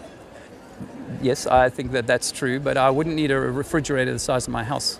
the floor plan of my house, I would, if to, you know, use the coal bunker argument and the fridge argument, I get that, but I would probably dig something in my back garden that was much more smaller and more suited to that, rather than having to found my entire house 10 foot deeper into the ground so that I can have a basement plus my founding. So I want to offer you a thought for your own consideration, because I happen to be staying in one of these houses, and this morning I thought to myself, you know, the only way, in fact, I happened to be at the Royal Crescent, and I spoke to this, you know, posh lawyer lady who, this is her second home. And you know, in the Crescent. And there's our second home here in the Crescent, and we sometimes come here. But unfortunately, there's no garden here, so I have to have my smoke and tea here on outside in front, right? So I say, oh, which is your flat? Well, mine is the first floor flat here. So I thought, shit. So if you put the servants and your coal in the basement, the only way to get to your garden at the back would be past the servants' quarters. Why would you do that? And why would you have to then dig all of these holes into the ground when you don't have plastics? You can't create a basin. So she told me, no, she didn't tell me. This gentleman told me, he said, some of these houses have spent a lot of money on tanking them. They have to tank them, right? You heard that phrase. Why? Because you get water ingress. These people who built this were smart enough to know that. They would not have dug into the ground going, well, we've got no way of stopping this water coming. It's got to be moldy, it's going to be damp. Our coal is going to get wet. Our servants are going to get sick. No, so what I've seen it in South Africa, in places where there's no squash for space. There's no reason to say, well, look, we can just build an extension out the back. Or since when did South Africans like to have their black staff live underneath them? They'd tell them, go 10 k's away on a bus and then come back in the morning. Don't be living in underneath my house. No, thanks very much. You servants can go. You know, since when was this? Look at Downton Abbey, right? Go back to the original building that the movie Downton Abbey is built on. Go and look at the floor plans of that building. The basement is more grand than the first floor, or than the ground floor. That place, like most places, is sunk under mud. I was just around Buckingham Palace day before. And again, Mayfair, Chelsea, all of these places, you have got hundreds of thousands of terraces, all dug into the sand. I was in a stately home 2 years ago in Norfolk called Letton Hall. I got to go into the basement down there. There's window frames, door frames, all bricked in, all under the ground. If I came to you and said, I want you to build me this 10-foot wall, first of all, what you need to do is you need to dig back the ground 5 foot, put a retaining wall in, then build yourself a wall from a house, and then backfill that hole. Or in some cases, don't. You walk around in this city, you can find little places where the space between the retaining wall and the front wall of the building is 6 inches. And I'm meant to believe that builders went in there and laid those bricks in that 6-inch cavity. No. They've dug out post-mud flood. Well, they built them before the house, didn't they? And then, built them retaining yeah. And you'd have to. And the dig, and not only that, it would have to be the whole terrace. You'd have to dig the whole terrace, because I couldn't just do mine and then wait for my neighbour to come and dig his. That wouldn't work. Do you know what the story is with the Royal Terrace? They say that the facade was built in 8 years, and that's all he did. He then handed over the land to the 30 different owners and said, build your own interior. Everything behind the facade is different builder, different quality. In fact, it's really poorly built. I was back there this morning. I managed to get around the back of the Crescent. And in there, every building is different builder, different quality. It's crap looking from the back, rather than this beautiful, bath stone finished. Renovated from the front, aren't they? You want to get your Mackie? No, the cladding. This is the story that was told by the posh lawyer lady, and also the guy who works as concierge at one of the hotels up there. He said that the cladding took 8 years to build. This is their story. 8 years to build, but that's all he did. He bought the land, put up the cladding, the front facade, and then said each individual owner can go and then build everything, the rooms, the stairs, everything that comes behind that. Makes no sense. It makes no sense. Anyway, there's probably a lot we don't know, isn't there? There's a lot we don't know, my brother. Did I give you a flyer? Oh, you're right. Electromagnetic universe. Check it out. So, obviously, there's a lot of lies in the world, but actually, just one other thing. So there is a lot of lies, clearly. People lie a lot, don't they? Especially corporations and businesses and all that kind of stuff. Corporation means dead, by the way. Corpse oration, dead speaking. So we give corporations like Metro Bank, we give them life because we work for them. We're the only things living here. Corporations are dead. So what? Tesco's, etc. In terms of NASA, because you've got a NASA t-shirt on, or a lies t-shirt. Yeah. So all of these space things, the space expeditions, people, fake. So flat Earth people believe that they're all fake. And no one's been into. Yeah, space. we don't. Well, rather we don't believe in them because you see, you've never been to space and you've never been on a rocket, and so you can't say this is my personal experience. You might have been in a Formula 1 car or a Formula 3000 car or something like that, but this is my experience of being in such a fast car, right? You could talk to me about it. You can't talk to me about space. So it has to be something you believe based on information you've been given. So for me, when I started to fall apart, was I looked at the moon landings and I believed in them into my mid 40s. I believed in them, but I don't particularly believe in them. Yeah, I don't believe in the moon landings because they're just you don't ridiculous. Yeah, no, and they just look very fake, don't they? Yeah. Hey, honey, I've got the same shirt. Check it out. You know, the moon landing. Moon landing, clearly, and you know, I mean, if you and I went to the moon, right? One of the first things we'd be doing is taking pictures back of the Earth, taking photos of the Earth, and going, look at that beautiful Earth, right? They did it on the 6th mission, apparently, and they take one photo, and that can't be really corroborated. So no, we think that was even CGI'd. So what's Musk doing with all of his space? He's just perpetuating the lie. I love to remind people that NASA spends $350 million a week. That's their budget, $50 million a day. NASA. When Elon Musk sold PayPal, he earned less money than 1 week of NASA's budget. How is it possible with 1 week of NASA's budget, anyone could replicate after 40 years of funding up what they got to, could now do better than what NASA can do? You know, and NASA has all the best scientists, government scientists, all this sort of thing. Somehow this guy Elon Musk pulls together all the technology out of nowhere to do more than the space shuttle and to do more than anyone else. So for me, Elon Musk is being offered as a what do they call it? Iron Man, like a sort of superhero to save the Earth. Did you ever hear of a guy called Wernher von Braun? He's ran the Nazi scientist runs the rocket program for NASA, right? And you heard about the book he wrote in the 1930s. No. It was a science fiction book based on a guy called Elon taking humanity to Mars. He wrote that 80 years ago. So what we've got to realize is that Elon is part of the hoax. You can tell, he said this, when he launched the car, his Roadster, into space, he said, I didn't do any alterations to that car, which of course sent the truth community into spasms because we know that pneumatic tires don't survive in a vacuum, the paint and the heat and all those sort of things that are going on up in space, as we're told in the exosphere. This should have melted the car's paint and the windshield and all these sorts of things, right? And he says in a press interview, he says, it looks so fake, it must be real. It looks so fake, it must be real. So they are hoaxing a new generation because this new generation don't care for the Pope. They don't care so much for government so much, but they do trust their science and they trust scientists, you know. And if I want to demean God and say you are insignificant, you're a speck, you're a servant, you're unimportant, then this is how I would do it. Where I found a flat earth, it really gave me a truly like a center of, wow, this place might be all about us, you know. And it's taken me years to kind of get to the point and say, no, you're the center of the wheel. There's nothing more. The sun rises for you and the moon rises for you. So when you stand at the beach, the sun comes to your feet only. You can't see it to your friend. Your friend will have their own sunlight experience of it. So so clearly I'm not, not clearly, but I'm not a scientist. You are? A professor. You are? Could you determine between ice water and boiling water? Can I tell the difference? Yeah. Okay, yeah. Makes you a scientist. So somebody who's knowledgeable, and I'd sit down with Professor Brian Cox, okay, so professor. Have you ever sat down with somebody who knows what they're talking about rather than lay people? When you say knows what they're talking about. It'd be interesting to have a debate with, rather than talking to me about it. I'd love to. Actually, I'm hoping to meet Tim Peake in a few weeks. Yeah, but because Tim Peake, you could sit down and have a proper talk with him, a sensible discussion, and say, Tim, did you actually really go to space, or what were you doing? Where did you actually go? The difference between Tim Peake and a preacher of a religion that you don't believe in, just pick any religion you don't believe in. The preacher of that religion that you don't believe in really believes what he's telling his parish, right? Tim Peake, on the other hand, I think he knows. I'm sure he knows. Unless he's under some kind of mind control, he knows that he had to put a harness on to do the Channel 4 interview where he does his flip in space. I watched it on a big screen TV to make sure I was seeing what I was seeing. And I watched it back about 10 times. And, you can see in his trousers the harness. You can see him sort of fall, like the veins in his neck become a little enlarged, which is what happens under gravity if you do a spin. But under zero gravity, there should be no forces on you whatsoever. But he appears to fall.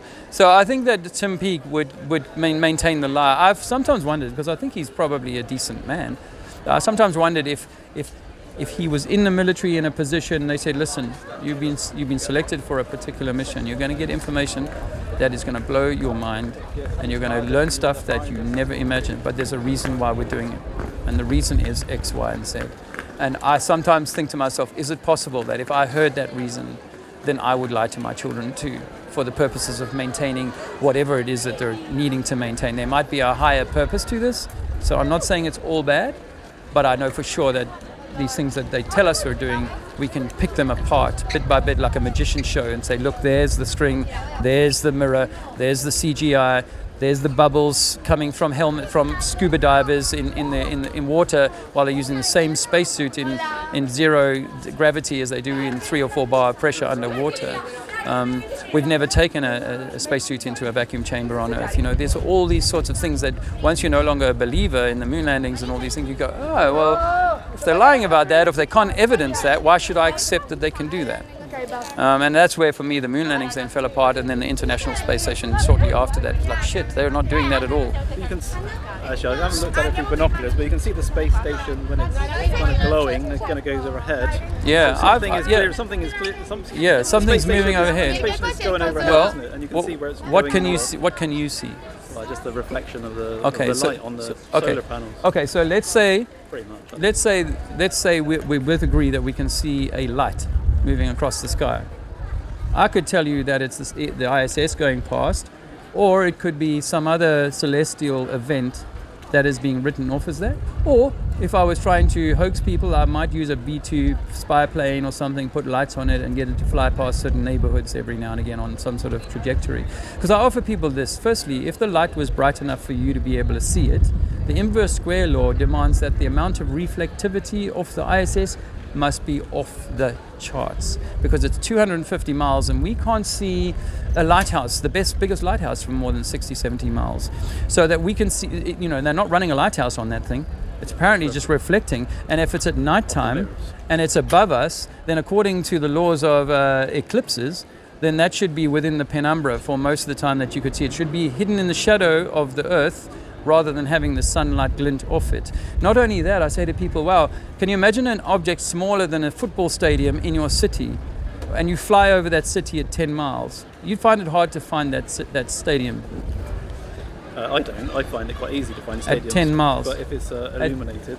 At 10. Okay, if it was illuminated, quite easy to find.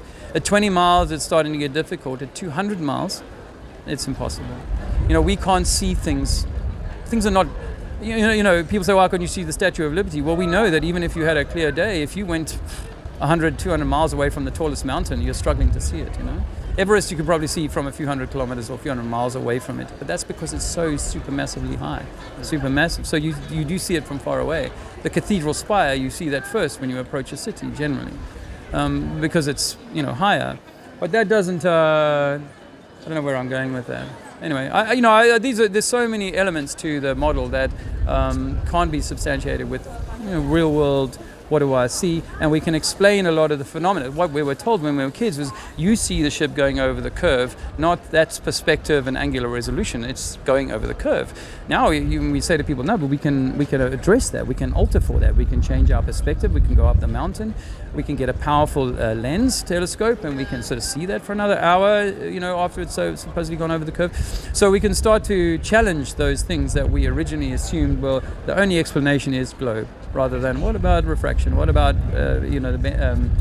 things getting smaller in the distance, and you are very close to the surface. You know, if we put our heads on the floor now, we'd start to lose people's feet in the distance. You know, and then the last thing you see as they walk off away would be their head. You know, the furthest point, just like the top of the mountain. All that works on a flat. And as I say to people, East Coast, mountains, hills, whatnot, flatlands, West Coast, same sea level. When you see the sun, when you've got a mountain range, and you can see the sun when the sun sets, the shadow goes up the mountain, doesn't it? Yes, that's a great one. That's a great one. And so, you know, one of the reasons why people struggle with, you know, in the flat Earth is the moon, is the sun just simply going away and creating that, or is it actually setting? I lean towards that it's actually physically, it's apparently setting for you, because it's your own sun, your position. will give you that sense of, if you take a light over a Pyrex dish, it'll give you that sense of it actually going down, even though it's actually just a light that you've moved across the sky. And I think we have a sort of atmospheric dome around us, a personal dome of experience. And so as these energies travel overhead, they do literally go down the side of the bowl and set for you. What I offer people of this is that if we're spinning at 1,000 miles an hour, then if you were to zoom out, as I was in Portugal a few years ago and sitting on a mountaintop for months, you know, in the first lockdown, watching the sun just slowly in the afternoon track across the shadow of the sun, just slowly track across the sky. This is the Terminator line, you know, what they call the Terminator line. Now, if we're spinning at 1,000 miles an hour, I would expect for the line to be moving over the surface of the ball at that kind of speed rather than just this gradual. So I think the sun is close. I think it's moving at 10, 15 miles an hour for you in your experience. It's literally going from where you can see it 50 miles, if you're on the beach, say 50 miles to the east or down that side of the coast, and then when it sets, it's 50 miles up the other side. I think that's all it's, for you, your experience of the sun today has been it traveling that distance very slowly. So the millions of miles, it took me, you know, I'm 7 years into this, and it took me a long time to start to recalibrate and think, oh, okay, if it's not working like they say, because I've always been a thinking guy, I want to work things out.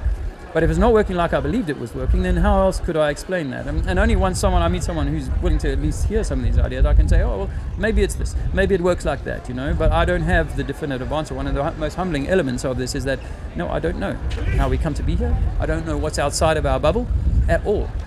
We have this bubble, and I'm not freaked out about not being able to leave it.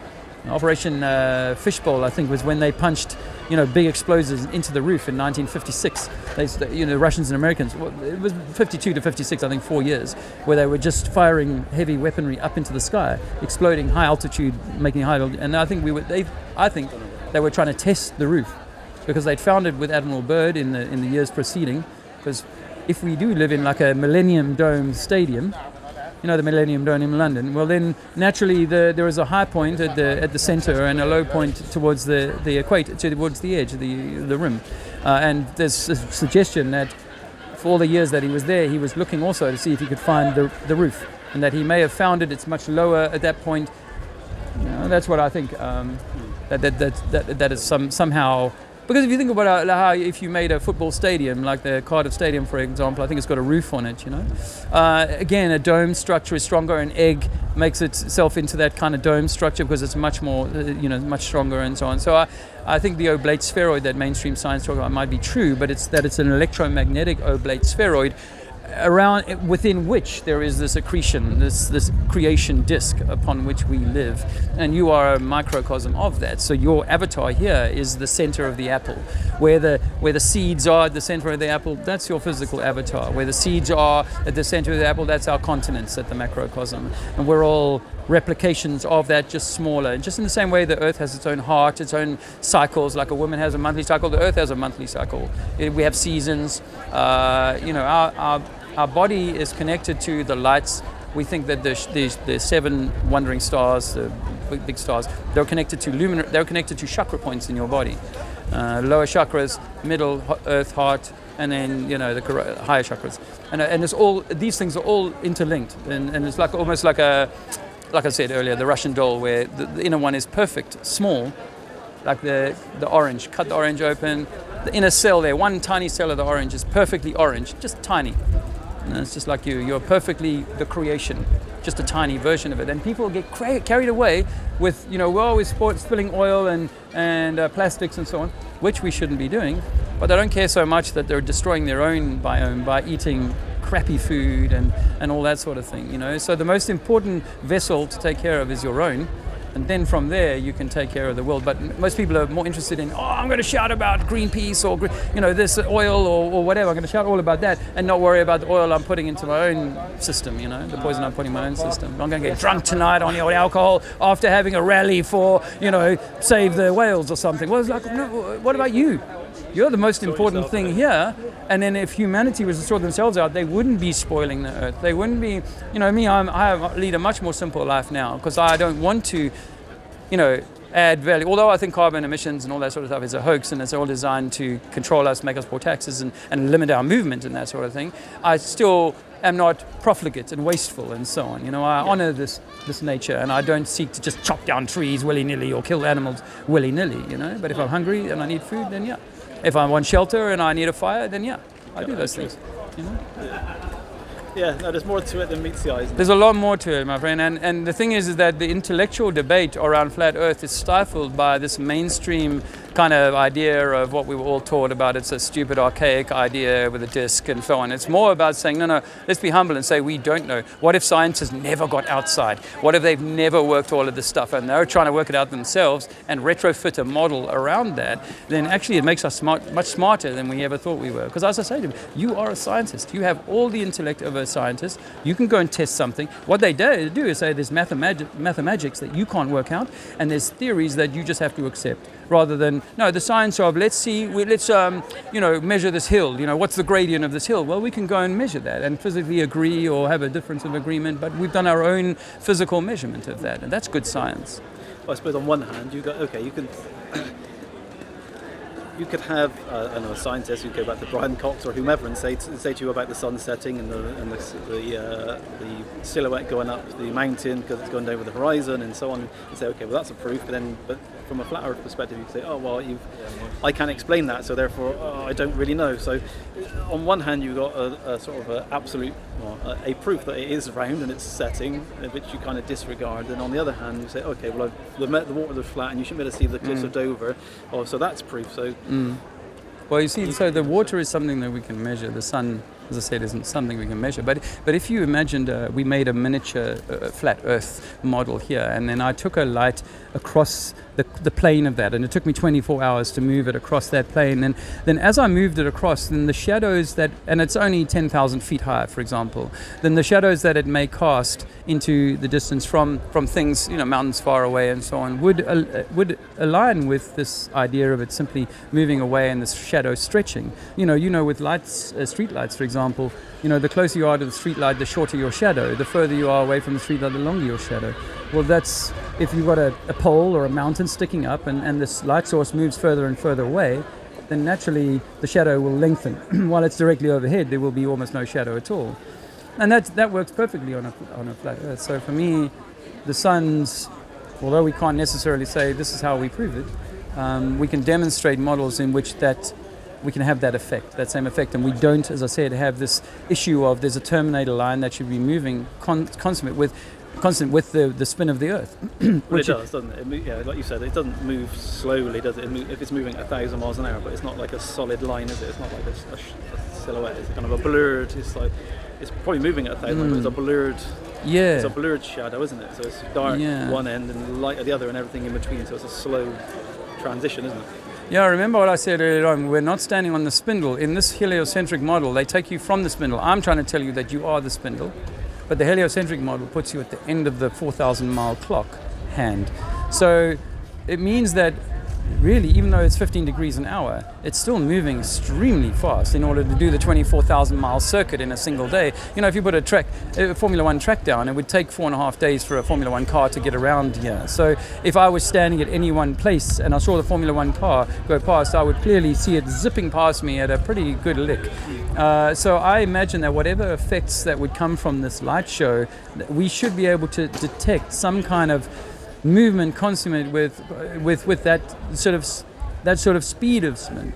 The same is true, as I say to people, with the atmospheres. Like, this atmosphere is stable and still, unless there's a pressure variation in one area or another, and we get some wind coming. And typically the winds only come from the southeast or the south or northwest or whatever, and they're always from the same direction. And yet we're on a spinning ball in which you would expect the primary movement to be along the drive of the axis of the, along the spinning of the ball. We should have sort of equatorial winds, thousands of miles or up to 1,000 miles in strength, simply because eventually the dragging of the atmosphere would start to bring it along, if not at full speed, at something like that kind of speed. And then, as I say to people, the atmosphere 100 miles above my head would somehow have to be moving faster if it was to stay as a column of air on a still day directly above my head. So these are things that don't sit with very well. The air moves quicker the higher you go, doesn't it? typically, doesn't it? But that now quicker than this. But this is only 10 miles, 20 miles an hour, right? Up there, where you've got these much more powerful winds happening, they're not necessarily in line with how the Earth is spinning. They're just jet stream, as they call them. Hey, they are pressure systems, things moving around up there of their own accord, and they don't necessarily at all relate to how the Earth is spinning. And if the Earth was spinning, we would think, hey, can we not just fly? If we're flying against the spin of the Earth, how are we going to catch up to it? Sorry, if we're flying with the spin of the Earth, how are we going to catch up to it? Or if we're flying against, we should arrive in a fraction of the time, because the Earth has moved towards us quite rapidly over the 4-hour flight. For example, it should have moved 4,000 miles in that time, or thereabouts. So, but we know it's not, and we know the atmosphere is not pushing anything like that. The atmosphere has its own winds, and they could be 150 miles an hour. I get that, but nothing like the 1,000 miles an hour that we're apparently spinning. And the thing, like you said earlier on, you said that, it's the sun 9 million or 93 million miles. When we've changed the distance to the sun 13 times over the last century, every time you do that, you change the distance to the moon, because they're both interrelated, right? They say one is 400 times smaller, 400 times further away. So they look exactly the same size in the sky. What a coincidence. Yeah, what a coincidence. And so, but every time you move the distance of the sun, you have to allow for the change of everything else, because it means now our orbit around the sun is a lot further or less, depending on the distance. The same is true with the moon. So if these things can be so easily altered, Kepler said 27 million miles. It used to be 3 million miles. There's been 103 million miles at one point. And so what system are we using that it could be such vastly different distances, which mean that the travel that we've got to undertake is further. It means that the stars that we see that never parallax over thousands of years have to have been altered. They're not as far, or they're further than we thought they were, and so on. All of this stuff is very much conjecture. Yeah, I suppose science is a lot of conjecture. Really. Too much. That's not the science that you and I can test. We can debate about it, but if we don't hold the same fundamental structural belief, like a Christian, that Jesus died for your sins, if you don't hold that same fundamental belief, then we're never going to kind of meet in the middle. But look at religion. They'll argue till the cows come home that this was 2,000 years ago. This is exactly how it happened, and so on and so forth and so on. But we can't test that. Oh, yeah. But I think Jesus was, possibly if he was a real dude, he was saying that you are, like me, you are the Son of God. And the only way to find that is to go into yourself, to find it within you, not somewhere out there, a preacher or whatever. And that's for me what the Flat Earth did for me, was to take me back to realizing, wow, maybe we are the reason for creation. Maybe we are the center of it, rather than some lucky strike, Goldilocks zone, monkey turns to man. Yeah. I don't listen to any religions. I kind of think of Oh, Tim Peake is the head. But Brian mind. Cox is the leader of a religion, in my view. I used to love Brian Cox, by the way. I'm not saying that I'm Michio Kaku. I use him all as these an example people. as a scientist. Yeah, no, he's not a scientist. He's a musician. He played for Tony Blair at Downing Street once upon a time. He's not a... it's one thing to go into school and be told, all right, I've got a book, I want you to be able to memorize this and say every word that's in there. A certain kind of brain can do that. It doesn't make them smart. It doesn't mean that they know the answers. They've simply been given a book. Here's the answer. You can look at a history book. I grew up in a place in South Africa, next to a suburb next door was called New Germany. It turns out, I found out 5 years ago that there was a concentration camp there in the Boer War. I went to junior school and high school there. They never mentioned it once. You see, so history is a lie agreed upon, and so people catch on to that, whether it be they were born in Islam, Christianity, this is our history, this is what the whites did, this is what the Germans did, this is what the French did, this is what the Irish did, this is what and they take that as their identity, and they treat others, Germans, Irish, French, whatever, on the basis of the idea that's been painted in their mind about those people, And that's why we end up hating on each other and not loving and respecting. Oh yeah, people should be more respectful in general and have an open mind. But I think for me, once I realized that I wasn't some Darwin monkey, then I realized I had to be treating people honorably, because we are all from the Creator. We are all equal. And I harm you, I harm me. I harm the Creator. And if people lived that way, we wouldn't need so much policing.